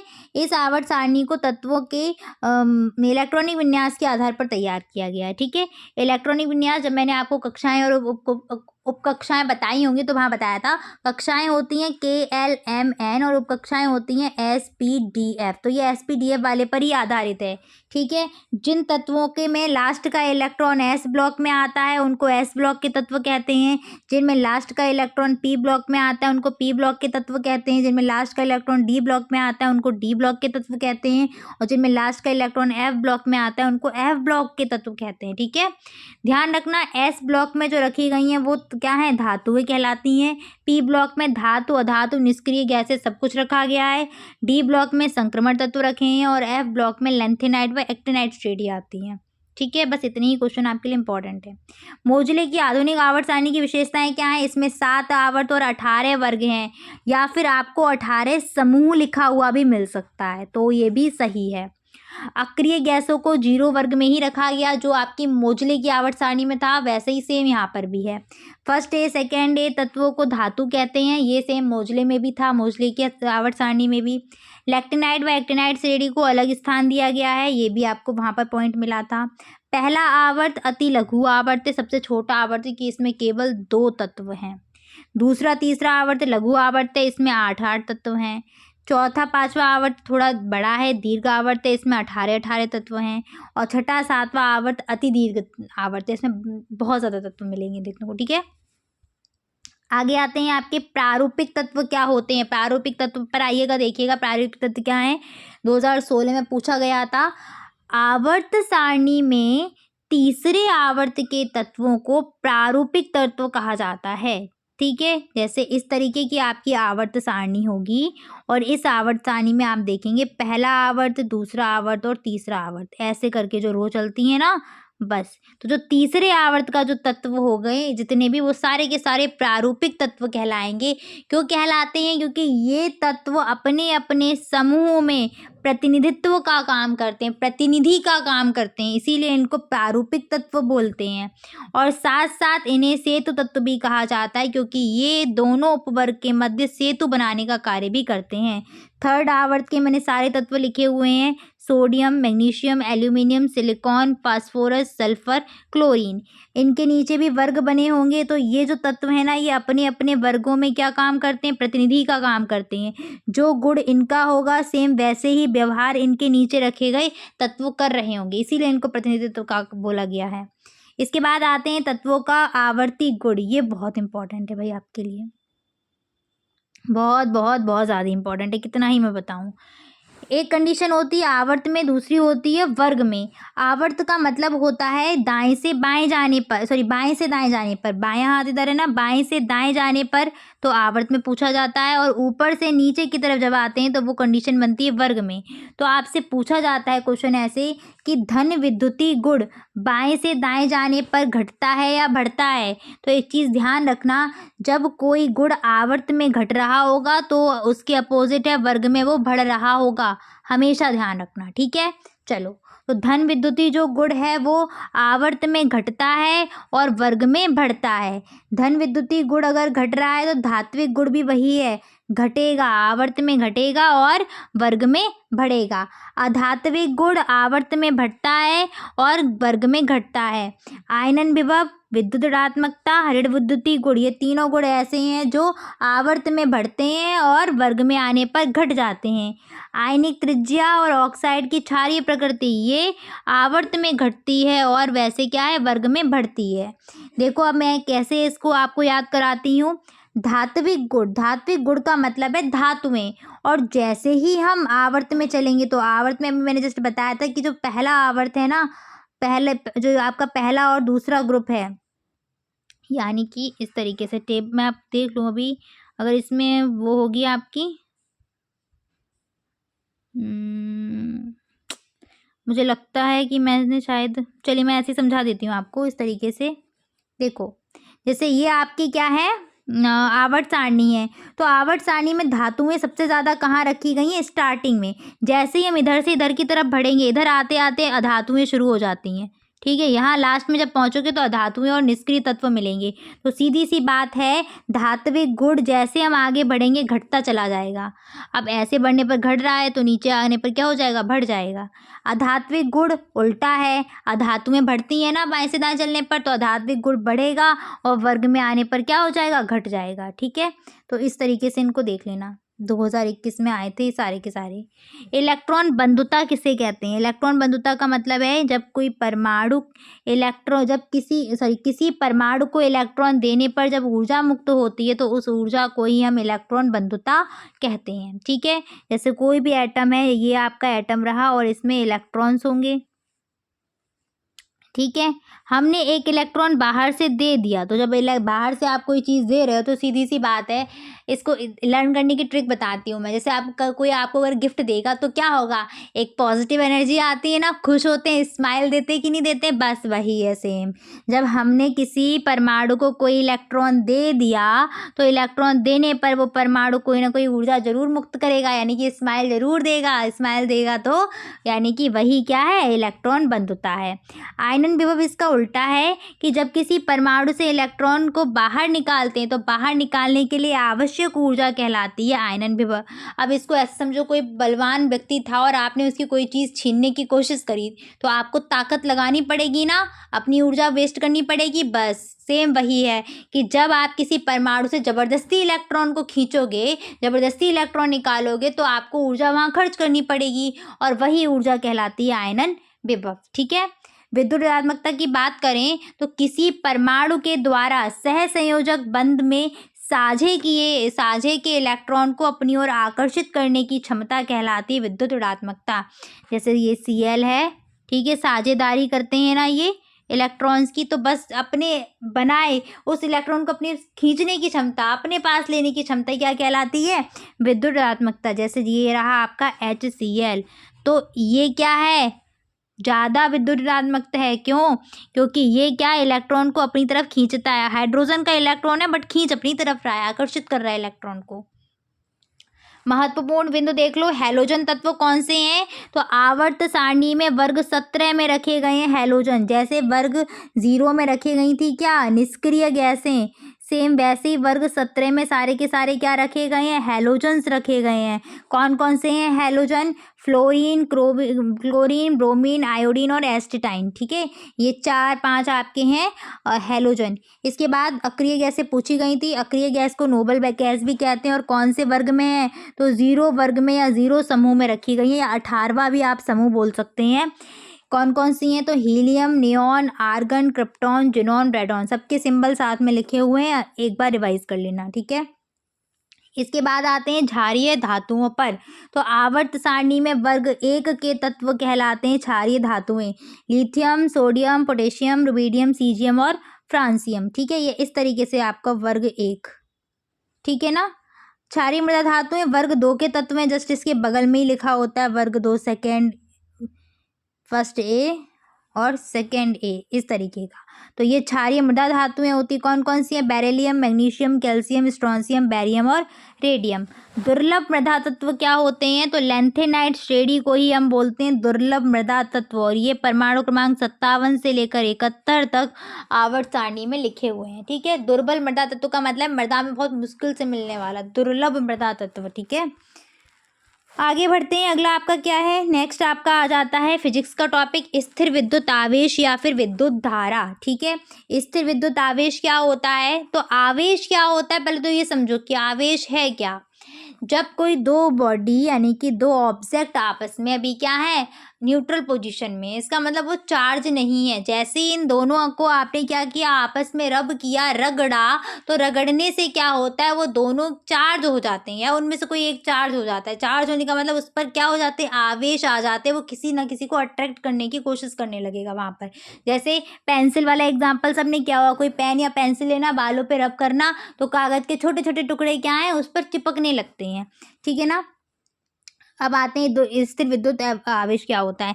पदार्थों को परस्पर रगड़ने से उस पर जो आवेश की मात्रा संचित हो जाती है, उसको ही हम बोलते हैं स्थिर विद्युत आवेश। जब पेंसिल या पेन को बालों से रगड़ोगे तो क्या आ जाएंगे, उस पर आवेश संचित हो जाएंगे, वही कहलाता है स्थिर विद्युत आवेश। सूखे बालों पर कंघी या पेन रगड़ने से वह कागज के टुकड़ों को अपनी ओर आकर्षित करने लगती है। ऐसी हवा से भरा हुआ गुब्बारा अगर ऊनी वस्त्र से रगड़ दो तो दीवार पर चिपक जाता है। नायलॉन या एक्रिलिक से बने हुए कपड़े जब हम उतारते हैं तो चट चट की आवाज़ आती है इसी के कारण। ठीक है, और चिंगारियाँ भी ऐसा लगता है कि निकल रही हैं, बहुत हल्की, बहुत ज़्यादा मात्रा में नहीं कि हम उसे जल जाएं, बस हल्की सी। ठीक है, आवेश जो है वो दो प्रकार के होते हैं, एक होता है धनात्मक आवेश, एक होता है ऋणात्मक आवेश। किसी वस्तु में इलेक्ट्रॉन के अभाव को धनात्मक आवेश कहते हैं, क्योंकि इलेक्ट्रॉन के पास क्या है, नेगेटिव चार्ज है भाई। जब इलेक्ट्रॉन की कमी हो जाएगी तो सीधी सी बात है, क्या बोलेंगे, उसको धनात्मक आवेश बोलेंगे। ये बहुत इंपॉर्टेंट है कि जब कांच की छड़ को रेशम के कपड़े से रगड़ते हैं तो कांच की छड़ पर कौन सा आवेश आता है, ये चीज़ याद कर लीजिएगा। कांच की छड़ को जब हम रेशम के कपड़े के साथ रगड़ते हैं तो कांच की छड़ धनावेशित होती है, यानी कि उस पर पॉजिटिव चार्ज आता है। ठीक है, अब आते हैं ऋणावेश पर। तो किसी वस्तु में प्रोटॉन की कमी या इलेक्ट्रॉन की अधिकता को दर्शाते हैं तो वहाँ पर होता है ऋणावेश, यानी कि इलेक्ट्रॉन क्या है, नेगेटिव चार्ज इलेक्ट्रॉन पर। जब इलेक्ट्रॉन अधिक होगा तो सीधी सी बात है क्या होगा, ऋणावेश होगा। और दूसरा इंपॉर्टेंट पॉइंट ये है कि एबोनाइट की छड़ को जब हम रेशमी या ऊनी कपड़े से रगड़ते तो उस पर कौन सा आवेश आता है, तो उस पर आ जाता है ऋणावेश, यानी कि नेगेटिव चार्ज आ जाता है। क्लियर है। आगे आते हैं, ये चीज़ बहुत इंपॉर्टेंट है आपकी कि दो समान आवेश एक दूसरे को प्रतिकर्षित करेंगे और दो असमान आवेश एक दूसरे को सदैव आकर्षित करते हैं। जैसे चुंबक भी होती है ना, चुंबक में दो होते हैं आपका, एक एन और एक एस। ठीक है, जब हम दो सेम चीज़ें आपस में लेके जाएंगे तो ये दूर भागेंगे, और दो अपोजिट पोल आपस की में लेकर के जाएंगे पास पास तो ये चिपक जाते हैं आपस में। सेम आपका होता है आवेश के साथ में, कि जब हम दो समान आवेश को पास लेकर के जाएंगे तो ये रिपेल करते हैं, यानी कि दूर भागते हैं, प्रतिकर्षित होते हैं। और दो असमान आवेश हैं तो भाई ये क्या करेंगे, अट्रैक्ट करेंगे, ये चिपकने की कोशिश करेंगे। ठीक है, आकर्षित होंगे एक दूसरे को। आवेश का सूत्र क्या होता है, 2021 में पूछा गया था। आवेश बराबर होता है विद्युत धारा गुणा समय, यानी कि Q equal I into T. आवेश का मात्रक होता है कूलाम, ध्यान रखना। इलेक्ट्रॉन का आवेश, इलेक्ट्रॉन पर निगेटिव चार्ज होता है और आवेश होता है 1.6 इंटू 10⁻⁻19 कूलाम।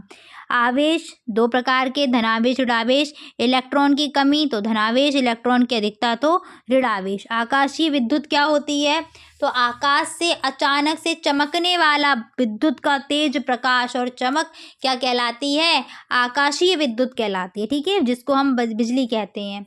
और यह स्थिर विद्युत आवेश का उत्सर्जन करती है, यानी कि बहुत सारे चार्जेस को डायरेक्ट पृथ्वी पर छोड़ती है और जिस स्थान पर ये गिरती है उस स्थान को प्रभावित करती है। इसे तड़ित भी कहा जाता है। नष्ट बहुत ज़्यादा मात्रा में क्या कर देती है, चीज़ों को नष्ट कर देती है, क्या, बिजली जो गिरती है।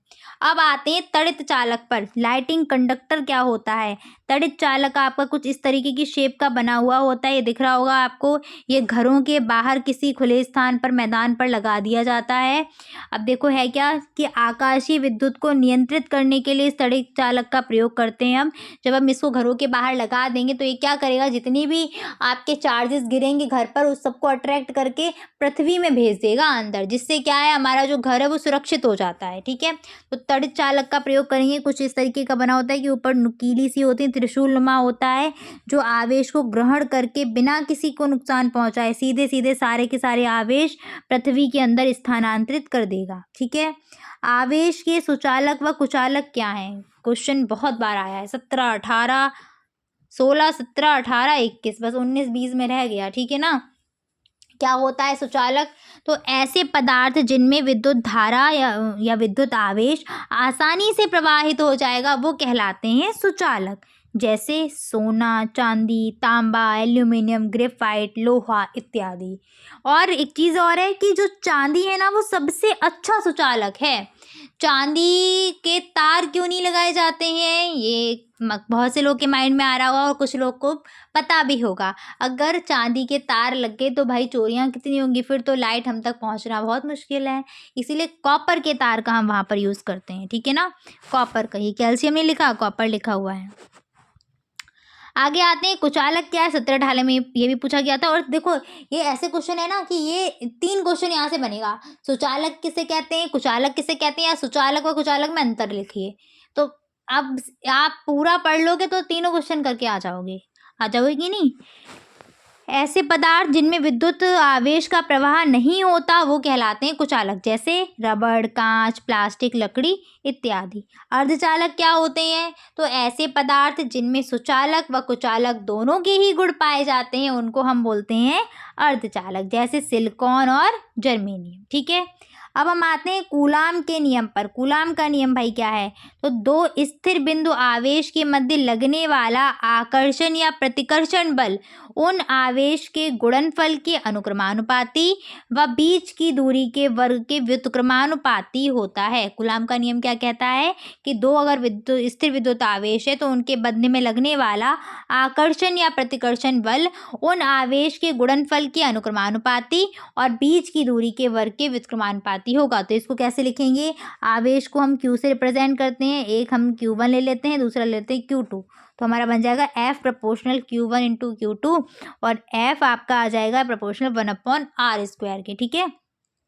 आपका बन जाएगा F proportional Q1 Q2 upon R²। Proportion का साइन हटाएंगे, इक्वल आ जाएगा, कांस्टेंट K आ जाएगा। तो ये सूत्र बस ध्यान रखना, कभी कभी MCQ में बन सकता है, ये वैसे तो आएगा नहीं इस लेवल पर, फिर भी ध्यान रखना, ठीक है। आगे आते हैं विद्युत विभव पर। विद्युत विभव क्या होता है, तो विद्युत क्षेत्र में किसी आवेश को अनंत से किसी बिंदु तक लाने में किया गया कार्य विद्युत विभव कहलाता है। जैसे ये कोई आपका विद्युत क्षेत्र है और यहाँ अनंत से हम कोई आवेश लेकर के जाएंगे इस क्षेत्र में, तो जो कार्य हमें करना पड़ेगा वही कार्य कहलाता है विद्युत विभव, ठीक है। और इस विद्युत विभव को हम V से प्रदर्शित करते हैं। सूत्र क्या है इसका, तो विद्युत विभव बराबर कार्य बटे आवेश, ठीक है, यानी कि V इक्वल W/Q, ठीक है। चलो आगे बढ़ते हैं। अगला क्या है, इसका मात्रक क्या होता है विद्युत विभव का, तो इसका मात्रक होता है वोल्ट। विभवांतर किसे कहते हैं, तो किन्हीं दो बिंदुओं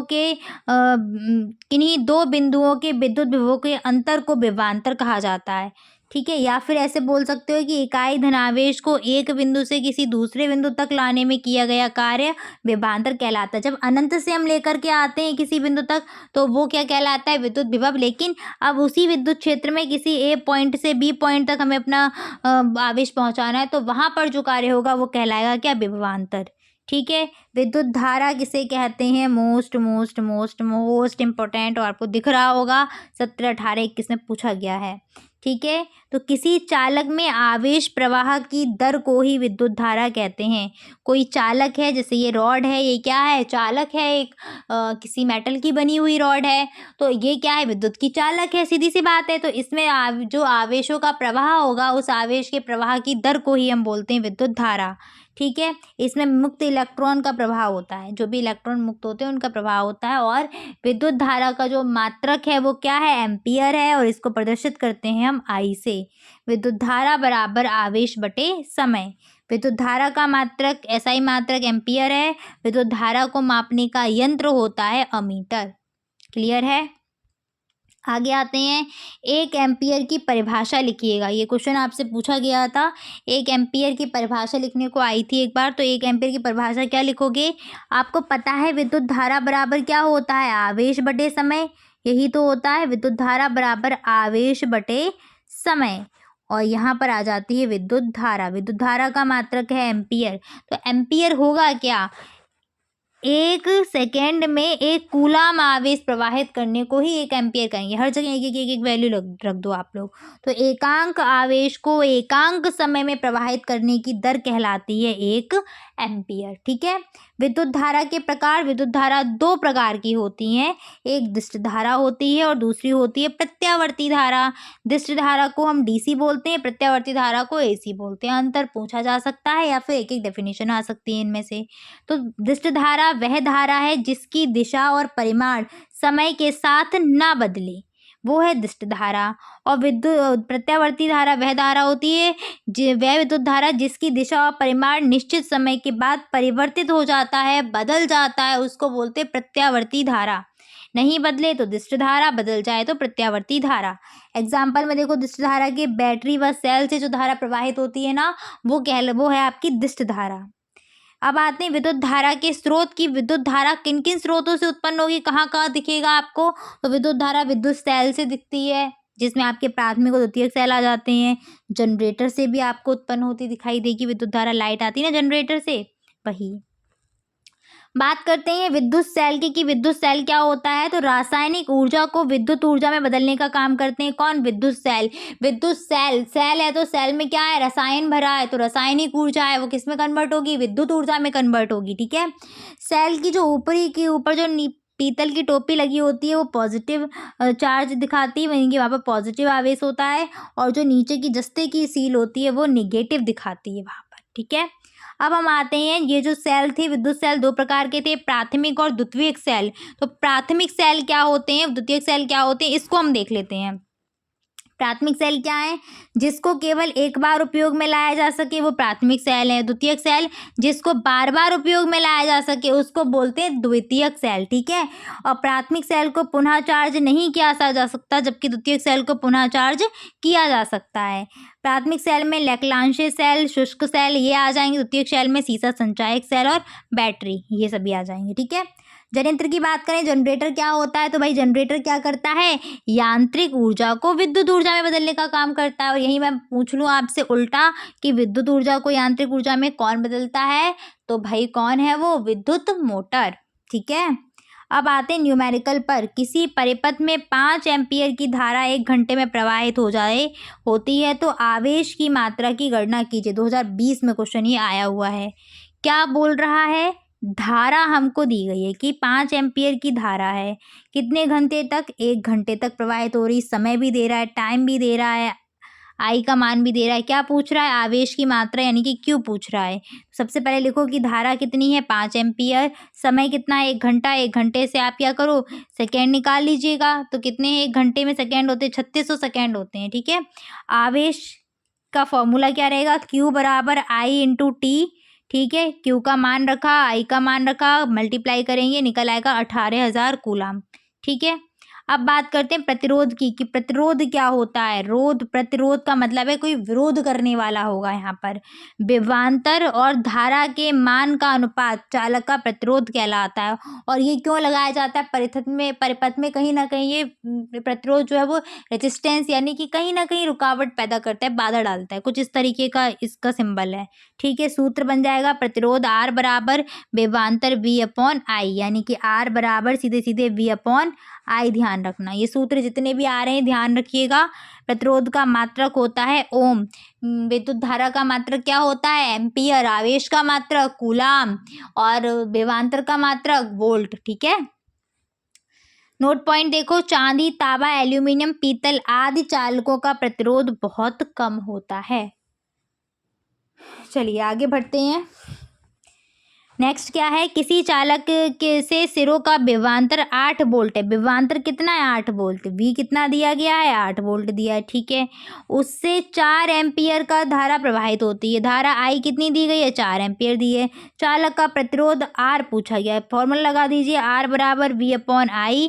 वी का मान रखा 8, आई का मान रखा 4 से डिवाइड कर देंगे, 4 दूनी 8, 2 ओम आपका प्रतिरोध निकल कर आ जाएगा। ओम का ये रहा सिंबल। ठीक है, इसको ओम बोलते हैं। आगे आते हैं प्रतिरोधों का संयोजन। प्रतिरोधों का जो संयोजन है वो 2 प्रकार से किया गया है, पहला श्रेणी क्रम में और दूसरा समांतर क्रम में। श्रेणी क्रम में यानी कि एक के बाद एक सीरीज की तरीके से अरेंज कर देते हैं, वो श्रेणी क्रम होती है। समांतर क्रम में जैसे आप देख पा रहे हैं कि जैसे एक प्रतिरोध ये किसी एक पॉइंट से जुड़े हुए हैं और फिर वो पॉइंट कहाँ जुड़ा हुआ है, बैटरी से जुड़ा हुआ है। ठीक है, बस इतना याद रखो, जब प्रतिरोधों को आप श्रेणी क्रम में या समांतर क्रम में संयोजित करेंगे तो उस टाइम से आपसे क्वेश्चन पूछा जाता है क्या, कि तुल्य प्रतिरोध क्या बनेगा, क्या तुल्य प्रतिरोध। ठीक है, और कुछ नहीं पूछता। जैसे पहली इसको मैं चित्र ए नाम दे देती हूँ 1 और इसको दे देती हूँ 2 नाम। ठीक है, तो चित्र 1 में देखो श्रेणी क्रम में संयोजित हैं, तो यहाँ पर तुल्य प्रतिरोध का फॉर्मूला बनता है R बराबर R1 + R2 + R3। जितने भी R दिए उन सबको क्या कर दो, ऐड कर दो। फॉर एग्जाम्पल इसकी वैल्यू है 1, इसकी 2 है और इसकी है 3, तो यहाँ पर तुल्य प्रतिरोध R बराबर कितना हो जाएगा, 3, 2, 5 और 1 6 ओम निकल के आ जाएगा। ठीक है, सेम अब बात कर लेते हैं दूसरे वाले चित्र की। सेकेंड डायग्राम देखो, इसमें जब तुल्य प्रतिरोध निकालना होगा समांतर क्रम में जुड़े होंगे उस वक्त फॉर्मूला काम करेगा 1/R बराबर 1/R1 + 1/R2 + 1/R3 + 1/R4। जितने R दिए होंगे सब जोड़ देने एक साथ। ठीक है, और जो भी इनकी वैल्यू दी होगी वो यहाँ पर रख करके सॉल्व करना है। ठीक है, दिए गए चित्र में ए और बी की बीच तुल्य प्रतिरोध की गणना कीजिए। तुल्य प्रतिरोध यानी कि R चाहिए, तो बताओ कौन से क्रम में है, श्रेणी क्रम में जुड़ा हुआ है, दिख रहा है ना श्रेणी क्रम में, तो तुल्य प्रतिरोध R बराबर क्या हो जाएगा, R1 + R2 + R3। तो 4, 3, 7, 2 9 ओम निकल करके आ जाएगा। सेम इसी प्रकार से ये वाला क्वेश्चन होगा, यहाँ पर कौन सा फॉर्मूला लगेगा, 1/R = 1/R1 + 1/R2 + 1/R3। Clear है इस तरीके से। तो अब इसको आप देख लीजिएगा, सॉल्व कर लीजिएगा, मैं इस पर टाइम वेस्ट ज़्यादा नहीं करूँगी। ठीक है, ये क्वेश्चन पूछा गया था 2020 में, तो इसको भी देख लेना।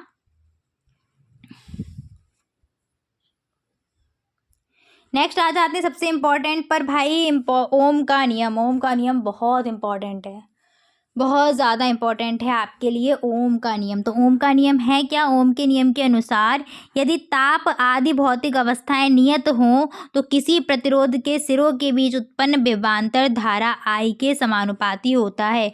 ओम का नियम ये कहता है कि अगर भौतिक अवस्थाएं ताप की सारी की सारी नियत रखेंगे तो जो भी आपका क्या कहते हैं जो भी प्रतिरोध के सिरों पर विभवांतर उत्पन्न होगा वो धारा I के समानुपाती होगा। तो V प्रोपोर्शनल क्या हो जाएगा, I हो जाएगा, और यहाँ से प्रोपोर्शनल का साइन हटाएंगे तो आ जाएगा R।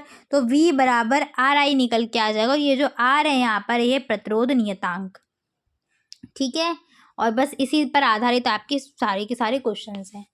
नेक्स्ट आते हैं विद्युत धारा का प्रभाव। विद्युत धारा का प्रभाव क्या होता है, तो विद्युत धारा जब बहती है किसी परिपथ में तो कहीं ना कहीं कोई ना कोई इफेक्ट डाल रही होती है। जैसे बल्ब अगर जल रहा है तो थोड़ी देर बाद कहीं ना कहीं गर्म हो जाता है, ऐसी हीटर है तो जब आप जलाते हैं तो गर्म करता है कि नहीं करता है। प्रेस अगर आप विद्युत धारा उसमें आ रही है तो बाद में वो ऊष्मा छोड़ता है, ऐसे ही है। तो सबसे पहला है ऊष्मीय प्रभाव। जब विद्युत धारा परिपथ में बहे और चालक गर्म हो जाए तो वो है विद्युत धारा का ऊष्मीय प्रभाव। जैसे बल्ब, प्रेस, पानी गर्म करने की रॉड, केतली, टोस्टर, ये सब किसके एग्जाम्पल हैं? विद्युत धारा के ऊष्मीय प्रभाव की। चुंबकीय प्रभाव देखो, जब प्रवाहित धारा आसपास चुंबकीय क्षेत्र उत्पन्न कर दे तो वो होता है विद्युत धारा का चुंबकीय प्रभाव। ये बिजली की घंटी, मोटर, पंखा इत्यादि में देखने को मिलेगा। ठीक है, नेक्स्ट आते हैं रासायनिक प्रभाव। जब विलयन में विद्युत धारा प्रवाहित करने पर उसका विद्युत अपघटन हो जाता है, वो होता है रासायनिक प्रभाव। ये आपका कहाँ प्रयोग होता है? विद्युत अपघटनी विधि में। ठीक है, वहाँ भी हम बैटरी लगाकर यही करते हैं। ठीक, नेक्स्ट आते हैं विद्युत बल्ब पर। तो भाई इसका चित्र बनाने को आया था, पूरा का पूरा चित्र, ये बहुत अच्छे से देख लेना, चाहे तो स्क्रीनशॉट लेके एक बार प्रैक्टिस कर लेना इसकी। ठीक है, विद्युत बल्ब जो है उसमें जो टंगस्टन का एक तंतु लगा होता है, ये आपको दिख रहा होगा, टंगस्टन का तंतु। ठीक है, यहाँ पर। और इसके बाद इसकी खोज एडिसन ने की थी। ये विद्युत ऊर्जा को ऊष्मीय ऊर्जा में और फिर प्रकाश ऊर्जा में कन्वर्ट करता है। इस तरीके से बल्ब आपको बनाना है। नीचे पिन बना देना, रागा लगा होता है बल्ब में। ठीक है, पीतल या एल्यूमिनियम की टोपी लगी हुई होती है, एक सुचालक तार होता है, ये फिलामेंट लगा होता है जो किसका होता है? टंगस्टन का बना होता है। नोट पॉइंट, गैल्वेनोमीटर क्या करता है? अल्प विद्युत धारा का मापन। अमीटर विद्युत धारा का मापन करेगा। वोल्टमीटर विभवांतर का मापन करता है। आवेश का एसआई मात्रक कूलाम है। विभव का एसआई मात्रक वोल्ट है। विद्युत धारा का एसआई मात्रक एम्पियर है। प्रतिरोध का एसआई मात्रक ओम है। आगे आते हैं किस पर? फ्यूज के ऊपर, कि भाई ये फ्यूज क्या होता है। तो किसी सर्किट में एक बचाव यंत्र है जो शॉर्ट सर्किट होने पर कनेक्शन को तोड़कर विद्युत प्रणाली को सुरक्षा प्रदान करने का काम करेगा। जैसे ये आपका पूरा परिपथ है और इस परिपथ में बीच में क्या लगा दिया जाता है? इस परिपथ में, एक सेकेंड,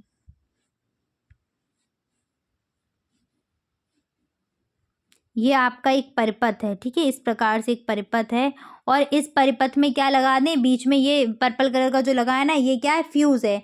तो जब विद्युत धारा बहेगी और कैसे भी करके अगर शॉर्ट सर्किट होने वाला है तो सबसे पहले ये यहाँ से ब्रेक हो जाएगा, टूट जाएगा ये। और जब ये यहाँ से टूटेगा तो सीधी सी बात है, ये क्या कर देगा? हमारे जो बाकी का परिपथ है उसको सेव कर देगा, बचा देगा। ठीक है, पर पूरी धारा बहेगी नहीं। और ये निम्न गलनांक का होता है, ये चीज़ भी ध्यान रखना।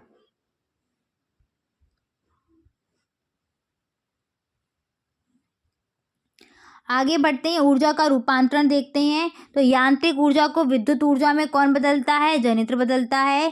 ठीक है, गतिज ऊर्जा को विद्युत ऊर्जा में, तो यहाँ पर गतिज ऊर्जा यांत्रिक ऊर्जा का ही एग्जाम्पल है। तो गतिज ऊर्जा की जगह यांत्रिक ऊर्जा अगर लिख के आ जाए तब आप डायनामो लिख सकते हो, डायनामो जनित्र में ही लगा होता है। इसके बाद प्रकाश ऊर्जा को विद्युत ऊर्जा में सोलर सेल बदल देते हैं। विद्युत ऊर्जा को यांत्रिक ऊर्जा में विद्युत मोटर बदलती है। ठीक है, ऐसे आ जाते हैं क्वेश्चन। आगे आते हैं विद्युत धारा के खतरों से बचाव के उपाय। 2018 में क्वेश्चन आया था कि कैसे इन खतरों से बचा जा सकता है। तो गीले हाथों से बिजली के उपकरण को ना छुएं, बिजली से सटे खंभों पर जानवर इत्यादि को ना बांधें, कटे फटे क्षतिग्रस्त विद्युत तारों को तुरंत बदला जाए, पावर पॉइंट्स को कवर करके रखा जाए जिससे बच्चे उसमें हाथ वगैरह ना डाल सकें। ठीक है, बिजली के तारों के नीचे कभी भी होलिका दहन ना करें जिससे क्या है, वो तार आग ना पकड़ लें। ठीक है, अब आता है आपका नेक्स्ट चैप्टर, चुम्बक जो था। चुम्बक क्या होता है? तो चुम्बक वह पदार्थ है जो लोहे या उससे बनी हुई चीज़ों को अपनी तरफ आकर्षित करता है। ठीक, चुम्बकीय क्षेत्र क्या होता है? तो चुम्बकीय क्षेत्र देख लो, चुम्बक के आसपास का क्षेत्र जिसमें कोई वस्तु चुम्बकीय प्रभाव का अनुभव करती है उस क्षेत्र को हम बोलते हैं चुम्बकीय क्षेत्र। यानी कि ये आपकी रखी हुई है चुम्बक और इस चुम्बक के आसपास का इतना एरिया है, इस एरिया में आप कोई भी वस्तु लेकर के जाते हैं वो चुम्बक से चिपक जाती है या उसको आकर्षण महसूस होता है, तो वही आपका जो क्षेत्र है वो कहलाता है चुम्बकीय क्षेत्र। ठीक है, चुम्बक के गुणों की बात करें तो ये इंपॉर्टेंट है आपके चुम्बक के गुण। चुम्बक पहली बात कुछ इस तरीके की होगी जिसमें दो ध्रुव होंगे, एक एन ध्रुव होगा, दूसरा क्या होगा? एस ध्रुव, जिसको दक्षिणी ध्रुव और उत्तरी ध्रुव के नाम से जानते हैं। ठीक है, चुम्बकीय पदार्थ को आकर्षित करती है चुम्बक, पहला गुण तो इसका ये हो गया। दूसरा गुण है कि इसमें दो ध्रुव पाए जाते हैं, उत्तरी ध्रुव और दक्षिणी ध्रुव पाया जाता है। तीसरा इसका गुण है कि अगर हम चुम्बक को ये रही चुम्बक, और इसको किसी धागे से बांध करके अगर हम लटका देते हैं तो ये चुम्बक जब भी रुकेगी तो इसका एन सिरा कहाँ होगा, नॉर्थ की तरफ होगा, और एस सिरा कहाँ होगा, साउथ की तरफ होगा। यानी कि सदैव उत्तर और दक्षिण दिशा की तरफ ही रुकती है। अच्छा, इस और दूसरी बात, ये समान ध्रुव जो होते हैं वो प्रतिकर्षित होते हैं, असमान ध्रुव आकर्षित करते हैं। जैसे कि इसको ऐसे समझो कि दो चुम्बक हैं, एक चुम्बक ये रही, यहाँ पर एन सिरा, यहाँ पर एस सिरा, और हम इसके पास ही दूसरी चुम्बक ले आए, इधर एस है और इधर एन है, तो ये आपस में रिपेल करेंगी, प्रतिकर्षित करेंगी, क्योंकि दोनों सेम ध्रुव हैं। और यहीं पर असमान ध्रुव कर देते, एक एन एक एस, तो वो आकर्षित करती हैं। ठीक है। टूटने पर चुंबक अलग नहीं होती, बल्कि उसमें पुनः दो ध्रुव निर्मित हो जाते हैं। फॉर एग्जाम्पल, ये अगर चुंबक थी और यहाँ पर एक एन था एक एस था, क्या किया, किसी बच्चे ने इसको तोड़ दिया, तो भाई एन और एस अलग अलग नहीं हुए, यहाँ पर एन और एस ऑटोमेटिक क्रिएट हो जाएंगे। ठीक है, दो चुंबक अलग अलग बन जाएंगी दो ध्रुव के साथ। ठीक। लोहा, कोबाल्ट, निकेल की वस्तुओं को आकर्षित करती है चुंबक। ध्रुवों पर आकर्षण बल सबसे अधिक होता है, और किसी लोहे पर बार बार अगर हम चुंबक से रगड़ते हैं तो एक टाइम पर लोहा भी कुछ समय के लिए चुंबकीय व्यवहार प्रदर्शित करने लगेगा, यानी कि चुंबक की तरह ही चीज़ों को अट्रैक्ट करने लगेगा। चुंबक का उपयोग कहाँ किया जाता है, तो मैग्नेटिक कंपास बनाने में किया जाता है, जिससे दिशा निर्देश मिलता रहे। रद्दी माल से लोहे की वस्तु को अलग करने में किया जाता है। जनरेटर, मोटर्स, पंखा, टीवी, घंटी इत्यादि में भी हम चुंबक का प्रयोग करते हैं। फ्रिज के दरवाजे में भी चुंबक लगी होती है, आपने तुरंत छोड़ा और आके बंद हो जाता है। ठीक है। चुंबकीय अचुंबकीय पदार्थ को अलग करने में भी हम चुंबक का प्रयोग करते हैं, जो कि आपने कहाँ पढ़ा हुआ है, चुंबकीय पृथक्करण विधि में। ठीक है। अब आते हैं विद्युत चुम्बक क्या होती है भाई, इलेक्ट्रोमैग्नेट क्या होती है। तो विद्युत धारा के प्रवाह से जिस लोहे में चुंबकत्व का गुण उत्पन्न होता है वो कहलाती है विद्युत चुम्बक। क्लियर है। ये रही आपकी चुम्बक। इस तरीके से देखो, यहाँ पर एन ध्रुव है, यहाँ पर एस है, और चुंबकीय बल रेखा है सदैव एन से एस की तरफ ही चलेंगी। ये चीज़ ध्यान रखना, हमेशा उत्तरी ध्रुव से दक्षिणी ध्रुव की तरफ चलती हैं क्या, चुंबकीय बल रेखाएं। ठीक है। चुंबकीय बल रेखाओं की खासियत है कि ये वक्र रेखाएं होती हैं, समांतर होती हैं, कभी भी एक दूसरे को प्रतिच्छेद नहीं करेंगी, और इनकी दिशा सदैव एन से एस की तरफ रहेगी। 2020 में आया था ये प्रश्न, ध्यान रखना। ठीक है। इसके बाद इंपॉर्टेंट क्वेश्चन है आपके लिए, धारावाही प्रणालिका किसे कहते हैं। धारावाही प्रणालिका क्या है, तो देखो इसको, एक कुचालक पदार्थ की हमने बेलनाकार एक रॉड ले ली, और इस रॉड पर हमने क्या किया, तांबे का तार लपेट दिया, तो ये हमारी प्रणालिका बन गई। ठीक है। अब इसको हम स्वतंत्र रूप से धागे से बांध करके कहाँ होगा, ऊपर लटका देंगे, और अब इस प्रणालिका में हम इसके सिरों पर क्या, एक सेल लगा देंगे, एक कुंजी लगा देंगे, और एक नियंत्रक लगा देंगे, यानी कि आर प्रतिरोध लगा देंगे। ठीक है। अब इस प्रकार जो हम लटकाएंगे, और फिर हम ऐसे लटकाना है कि आराम से घूम सके, अपने आप ही ये मूव कर सके, तो जैसे ही हम इसमें क्या करेंगे, विद्युत धारा प्रवाहित करेंगे, चुम्बक की तरह काम करने लगेगी, और ये जो है एनएस की तरफ ही रुकेगी जाके, यानी कि इसका एक सिरा नॉर्थ में रुकेगा, एक सिरा कहाँ रुकेगा, साउथ में रुकेगा जाके, यानी कि जैसे चुम्बक रुकती है ना सदैव उत्तर और दक्षिण की तरफ, सेम वैसे ही ये रुकेगी। इसीलिए इसको धारावाही प्रणालिका बोलते हैं कि ये क्या करती है, चुम्बक के समान व्यवहार करती है। यहाँ से आपके जो हैं दो तीन आपके छोटे छोटे पॉइंट जो हैं रक्त संबंधी चीज़ें हैं वो शुरू होने वाली हैं। रक्त किसे कहते हैं, तो भाई रक्त एक गाढ़ा चिपचिपा पारदर्शी पदार्थ है। यह एक तरल संयोजी ऊतक है, बस इसको ध्यान रखना, एक कनेक्टिव टिश्यू है। ये क्षारीय होता है और इसका पीएच मान होता है 7.4। रक्त के दो मुख्य घटक हैं, पहला प्लाज्मा, दूसरा है रुधिर कणिकाएं। प्लाज्मा जो होता है वो 55 से 60% होता है, और जो रुधिर कणिकाएं होती हैं वो 45 से 40% होती है रक्त में। ठीक है। अगर हमने इतना रक्त लिया तो इस रक्त में क्या है, 55 से 60% तक तो प्लाज्मा है, बाकी की 45 to 40% क्या होती हैं, रुधिर कणिकाएं, जैसे WBC, RBC, प्लेटलेट्स, ये सभी। प्लाज्मा की बात करते हैं हम। प्लाज्मा देखो, हल्के पीले रंग का तरल पदार्थ होता है। इसमें रक्त का भाग कितना भाग होता है, 55 से 60% भाग प्लाज्मा ही होता है रक्त का। इसमें लगभग 90% जल होता है। अगर प्लाज्मा में बात करूँ तो प्लाज्मा में क्या क्या चीज़ें बनी होती हैं, जैसे रक्त है। ठीक है। रक्त में किस किस से, रक्त के दो भाग कौन कौन से, रक्त में कौन कौन सी चीज़ें, तो रक्त में दो चीज़ें हैं, एक तो है भाई प्लाज्मा, ठीक है, और दूसरी है रुधिर कणिकाएं। कणिकाएं, ठीक है। कणिकाओं में WBC RBC आ जाएंगे, ये दोनों मिलके बन जाएंगे क्या, रक्त। अब बात करते हैं प्लाज्मा में क्या क्या है। तो प्लाज्मा में भी बहुत सारी चीज़ें, प्लाज्मा में जल होता है और साथ साथ कार्बनिक अकार्बनिक पदार्थ मिले होते हैं। जल की मात्रा अगर प्लाज्मा में पूछी जाए तो 90% जल पाया जाता है, बाकी का 10% में बाकी सारे के सारे पदार्थ मिले होते हैं, ठीक है। बस इतना सा है। प्लाज्मा में कितने % वाटर होता है, तो 90% वाटर होता है तथा इसके अलावा अन्य कार्बनिक अकार्बनिक पदार्थ भी मिले होते हैं। रुधिर कणिकाएं कितने प्रकार की होती हैं, तो 3 प्रकार की होती हैं, लाल रुधिर कणिकाएं, श्वेत रुधिर कणिकाएं और प्लेटलेट्स, ठीक है। और कितना भाग होता है रक्त का, तो 45 से 40% भाग होता है रक्त का, ठीक। आरबीसी का निर्माण होता है अस्थि मज्जा में। आरबीसी में केंद्रक नहीं पाया जाता है। जीवन काल 120 दिन होता है। हीमोग्लोबिन के कारण लाल रंग का होता है। आरबीसी का कब्रगाह यकृत प्लीहा होता है। यहाँ कुछ गलत है, इसको चेक जरूर कर लेना, ठीक है। मुझे तो प्लीहा लग रहा है। कब्रगाह उसी को ही बोलते हैं, ब्लड बैंक भी उसी को बोलते हैं, इसको चेक कर लीजिएगा, ठीक है एक बार। इसके बाद नहीं तो अभी मैं लास्ट में इसको बता दूंगी। इसका मुख्य कार्य जो आरबीसी का होता है वो क्या होता है, O2 व CO2 का परिवहन करती है, ठीक है। और इसकी कमी से कौन सा रोग होता है, एनीमिया रोग होता है। WBC की बात करते हैं, आरबीसी की कमी से रोग कौन सा है, एनीमिया। बहुत इंपॉर्टेंट है ये रोग, ध्यान रखना है, ऑब्जेक्टिव में पूछ लिया जाता है। अभी रोग वैसे मैं आपको अलग से करा दूंगी। WBC की बात करते हैं तो WBC जो है वो सफ़ेद रंग की होती है। क्यों होती है, क्योंकि इसमें हीमोग्लोबिन नहीं पाया जाता। हीमोग्लोबिन ऐसा वर्णक है जिसकी वजह से लाल रंग मिल जाता है, ठीक है। तो ये अवर्णीय कोशिकाएं होती हैं, इनमें केंद्रक पाया जाता है। इनका जीवन काल 5 से 6 दिन, कभी 2 से 3 दिन या 4 दिन भी आपको कहीं की देखने को मिलेगा।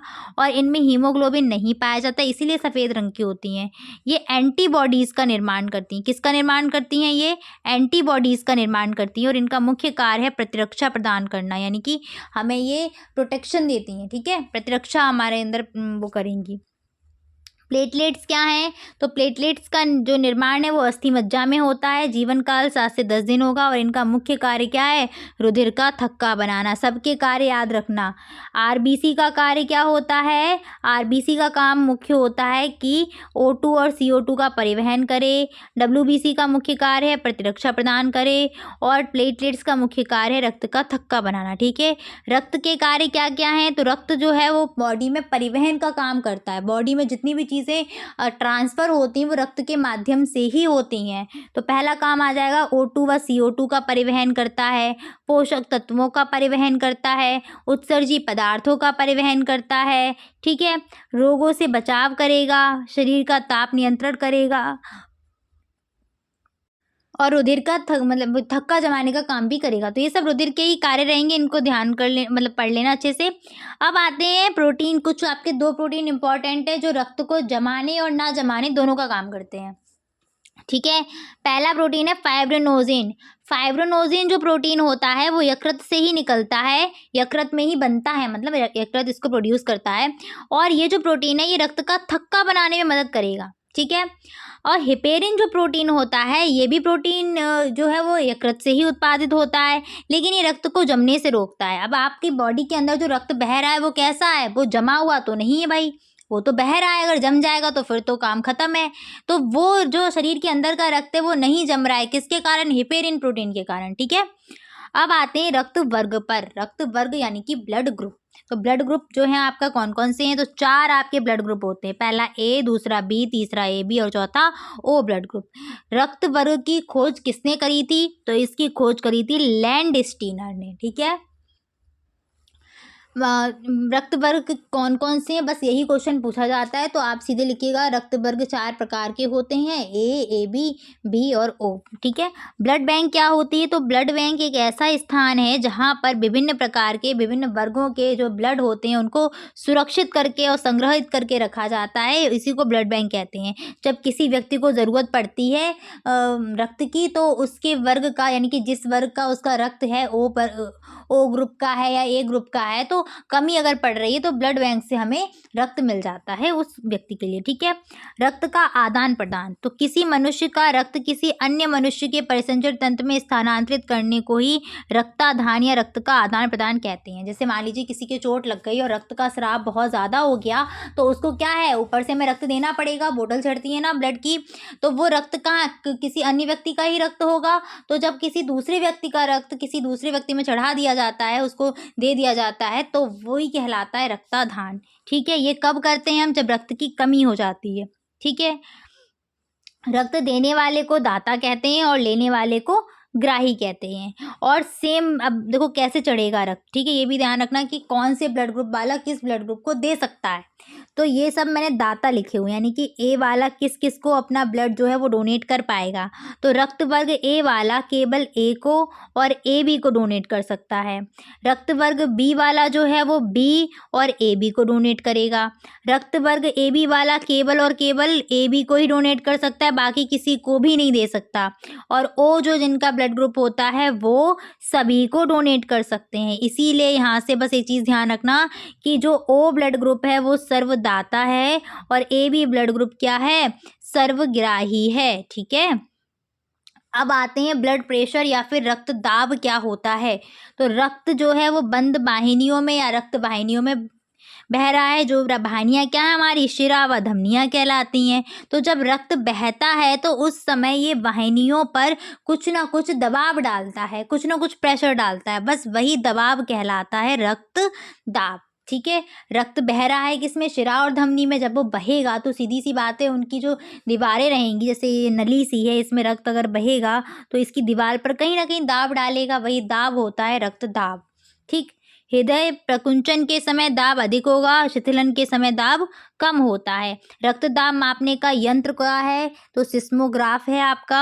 अगर हृदय की गति या हृदय का स्पंदन नापने का पूछा जाए तो उसको क्या बोलते हैं, स्टेथोस्कोप बोलते हैं, जिसको आला बोला जाता है गाँव वगैरह में, या वैसे देशी भाषा में आला बोला जाता है ना, वही क्या होता है, स्टेथोस्कोप होता है। तो उसको भी ध्यान रखना। रक्तदाब मापने का यंत्र स्फिग्नोमैनोमीटर है। स्वस्थ मनुष्य का बीपी क्या होता है, 120/80, ठीक है। अब आते हैं रक्त संबंधी रोग पर कि रक्त संबंधी रोग कौन कौन से हैं। तो पहला है आपका एनीमिया। एनीमिया जो रोग है इसको रुधिर क्षीणता भी बोलते हैं, और ये रोग शरीर में रक्त की कमी की वजह से होता है। रक्त की कमी यानी कि हीमोग्लोबिन की जब कमी हो जाती है तो वहाँ पर क्या हो जाता है, एनीमिया हो जाता है उस टाइम पर। अब एनीमिया के लक्षण क्या क्या हैं, थकान होगी, सुस्ती आएगी, त्वचा पर सफ़ेद सफ़ेद चकत्ते या सफ़ेद त्वचा हो जाती है। ऐसे आप देखो ना, किसी का हाथ देखिए तो अरे सफ़ेद हाथ पड़े, इसका मतलब क्या है, खून की कमी है उसमें, ठीक है। चक्कर, घबराहट, सांस फूलना, ये सब दिखेगा। जीभ, पलकें सब सफ़ेद सफ़ेद, पलकों के अंदर सफ़ेदी सी महसूस होगी, यानी कि ब्लड की कमी हो गई उसमें, ठीक है। कारण क्या है, कारण दो हो सकते हैं, या तो कोई इसको ऐसी बीमारी है जिसमें उसका रक्तस्राव हो रहा है, या फिर चोट चपेट लग गई, उसमें रक्तस्राव हो गया काफ़ी ज़्यादा मात्रा में, तो रक्त की कमी हो जाएगी। या लौह तत्व की कमी, यानी कि जो वो डाइट ले रहा है उसमें आयरन कम खा रहा है वो, तब भी क्या होगा, एनीमिया हो जाएगा, ठीक है। उपचार क्या है, तो उपचार यही है कि लौह तत्व युक्त चीज़ों का सेवन करें, यानी कि हरी जो पत्ते वाली सब्जियां होती है, पालक वगैरह, उनको खाए तो क्या होगा, एनीमिया से बच सकता है। या अगर एनीमिया हो गया तब भी क्या है, वो खाना ही पड़ेगा। नेक्स्ट है पॉलीसिथेमिया। पॉलीसिथेमिया क्या होता है, इसमें लाल रुधिर कणिकाओं के उत्पादन दर में क्या हो जाती है, वृद्धि हो जाती है। एनीमिया में आरबीसी की कमी हो रही थी, यहाँ पर आरबीसी के उत्पादन में क्या होगी, वृद्धि हो जाएगी। ये एनीमिया का उल्टा रोग है, क्या, पॉलीसिथेमिया। थैलीसेमिया क्या होता है, तो यह एक आनुवांशिक रोग है और इसमें आरबीसी का जीवन काल बहुत कम हो जाता है। एनीमिया में तो उनकी कमी हो जाती है, बट इसमें आरबीसी का जीवन काल कम हो जाएगा। जैसे अगर 120 दिन है जीवन काल, तो क्या है, 20 दिन में ही वो नष्ट होने लगेंगी, और जब नष्ट होंगी तो सीधी सी बात है, कुछ ना कुछ तो बॉडी में उस टाइम पर है चीज़ की कमी, तो वही क्या है, थैलेसेमिया कहलाता है। क्वेश्चन ये पूछा गया था आपसे कि किस रोग में आरबीसी का जीवन काल कम हो जाता है, तो वो है आपका थैलीसेमिया, ठीक है। लक्षण सेम वही है, भूख नहीं लगेगी, त्वचा पीली पड़ जाएगी, सांस फूलेगी, सफ़ेदी सी छा जाएगी, ऐसे करके। ल्यूकीमिया क्या होता है? तो ल्यूकीमिया भी पूछा गया था। ल्यूकीमिया जो है वो आपका रक्त का कैंसर है, ठीक है। रक्त ब्लड कैंसर बोलते हैं ना, वही ल्यूकीमिया है। इसमें रक्त बनाने वाले ऊतकों का कैंसर संक्रमण से लड़ने की शरीर की क्षमता में रुकावट पैदा करना, ठीक है। इसमें क्या हो जाता है कि जो रक्त बनाने वाले ऊतक है ना, उनका कैंसर संक्रमण से लड़ने की जो शरीर की क्षमता है वो नहीं कर पाते वहाँ पर, तो वही है आपका ल्यूकीमिया। इसके बाद आता है हीमोफीलिया। हीमोफीलिया की बात करें तो यह भी एक आनुवांशिक रोग है। आनुवांशिक यानी कि पीढ़ी दर पीढ़ी चलेगा। इससे ग्रसित व्यक्ति के शरीर में रक्त का थक्का नहीं जमता, और ये जो आपका रोग है ये पुरुषों में अधिक प्रभावित है और महिलाएं केवल इस रोग की वाहक होती हैं, ठीक है। यानी कि महिला से जो पुत्र उत्पन्न होगा उसमें वो, जैसे महिला को अगर ये रोग है हीमोफीलिया, और उसका जब पुत्र होगा तो उसके पुत्र में ये रोग आ जाएगा, और पुरुष ज़्यादा प्रभावित होते हैं इस रोग से, ठीक है।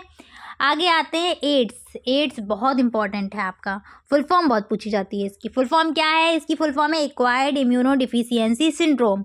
किससे होता है? तो ये रोग होता है वायरस के द्वारा। कौन सा वायरस है? HIV वायरस है। HIV की फुल फॉर्म क्या है? Human immunodeficiency virus. AIDS की क्या थी? एक्वायर्ड इम्यूनो डिफिशियंसी सिंड्रोम, ठीक है, ये लिखी हुई है ऊपर। आगे आते हैं, यह एक संक्रामक रोग है, यानी कि एक व्यक्ति से दूसरे व्यक्ति में पहुंचता है ये रोग। इसमें रोग प्रतिरोधक क्षमता में कमी हो जाती है। ये लाइन इंपॉर्टेंट है कि इस रोग में आखिर होता क्या है, तो रोग प्रतिरोधक क्षमता में कमी हो जाती है। और इसमें जब रोग प्रतिरोधक क्षमता में कमी हो रही है तो कौन सी रुधिर कणिकाओं में कमी आएगी, यानी कौन सी रुधिर कणिकाएं प्रभावित होंगी? तो WBC प्रभावित होती हैं, क्योंकि कहीं ना कहीं यही हमें प्रतिरक्षा का या प्रतिरोधकता जो क्षमता हमारे अंदर उत्पन्न करती है वो WBC ही करती हैं, तो यही प्रभावित हो जाएंगी। कारण क्या क्या हो सकता है भाई इसका? संक्रमण से फैलता है, तो सीधी सी बात है, अगर कोई संक्रमित व्यक्ति का सामान किसी स्वस्थ व्यक्ति ने इस्तेमाल कर लिया तो उसको हो जाएगा। और इस्तेमाल करने का मतलब ये नहीं है कि नॉर्मल चीज़ अगर उसके कपड़े पहन लिए तो हो जाएगा, नहीं, ऐसा नहीं है। मतलब कि ब्लड से टच में नहीं आना चाहिए। अगर कोई इंजेक्शन उसने यूज़ किया है, कोई सुई लगाई है, तो वो दूसरे स्वस्थ व्यक्ति को अगर लग जाएगी तो उसको फैल सकता है। संक्रमित व्यक्ति के द्वारा रक्तदान करने से हो जाएगा, ठीक है। एड्स पीड़ित माँ के द्वारा जन्म लेने वाले बच्चे को भी एड्स हो सकता है, और संक्रमित व्यक्ति से यौन संपर्क में से भी क्या है, एड्स जो है वो फैलता है।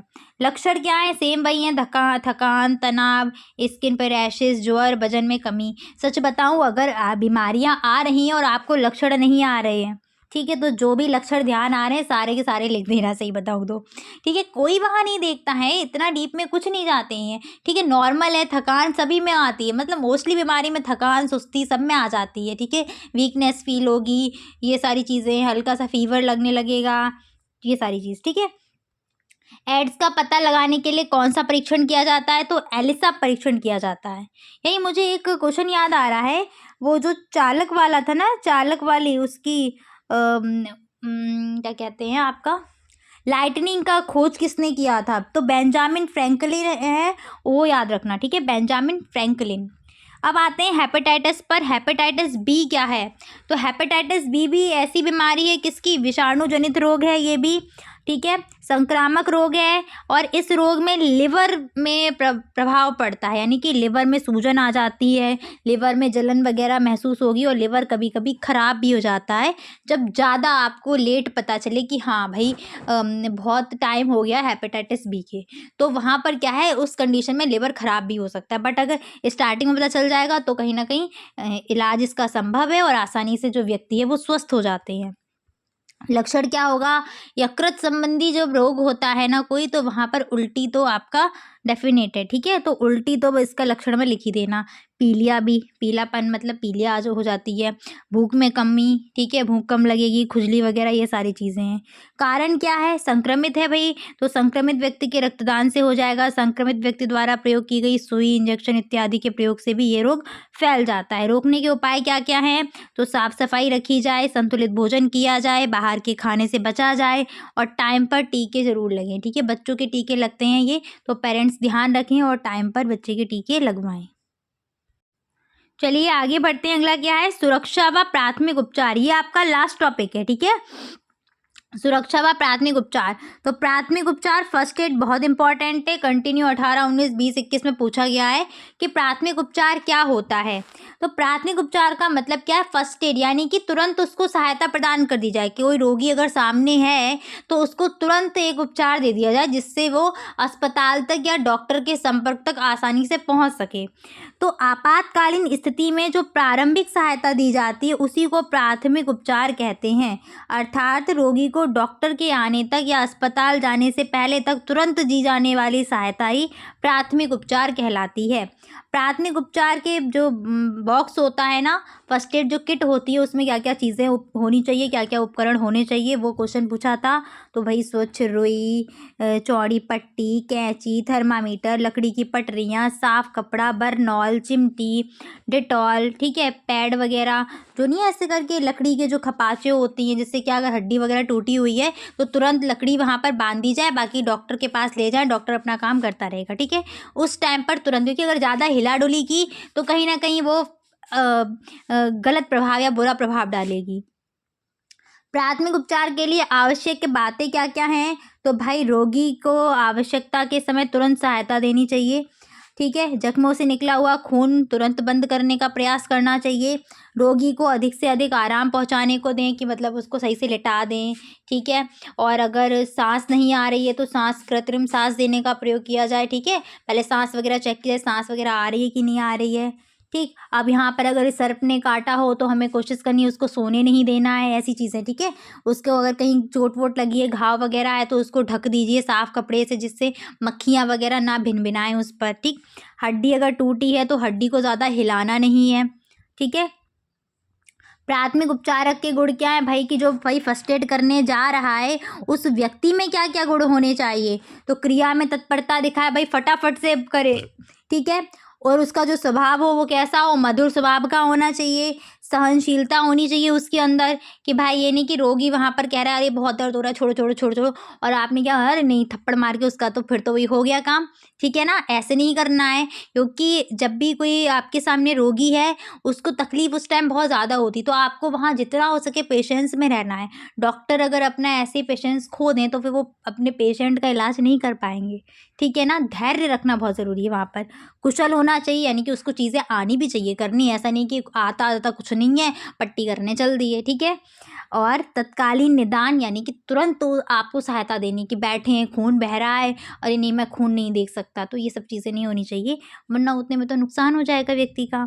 और साधन संपन्न होना चाहिए, यानी कि आपके पास उस वक्त किट होनी चाहिए फर्स्ट एड की, ठीक है। तो लोग अपनी कार वगैरह में रखते भी हैं। तो भाई आपका सिलेबस साइंस का पूर्ण हुआ, ठीक है। तड़ित चालक अगर पूछा जाए तो बेंजामिन फ्रैंकलिन ने आविष्कार किया था, ध्यान रखना। और बाकी का आपके प्रीवियस ईयर क्वेश्चन कराने की मैं कोशिश करूँगी, टाइम नहीं मिल पा रहा मुझे, थोड़ा भी ज़्यादा ही चीज़ें चल रही हैं। मिलेंगे फिर नेक्स्ट क्लास में। थैंक्स फॉर वॉचिंग एंड सभी को ऑल द बेस्ट। अच्छे से पेपर करना, कोई क्वेश्चन छोड़ के नहीं आना, ठीक है। सारी चीज़ें ढंग से करके आना। नहीं आए, 2 नंबर वाला क्वेश्चन है, नहीं आ रहा है तो थ्योरी बना बना के लिख देना, ठीक है।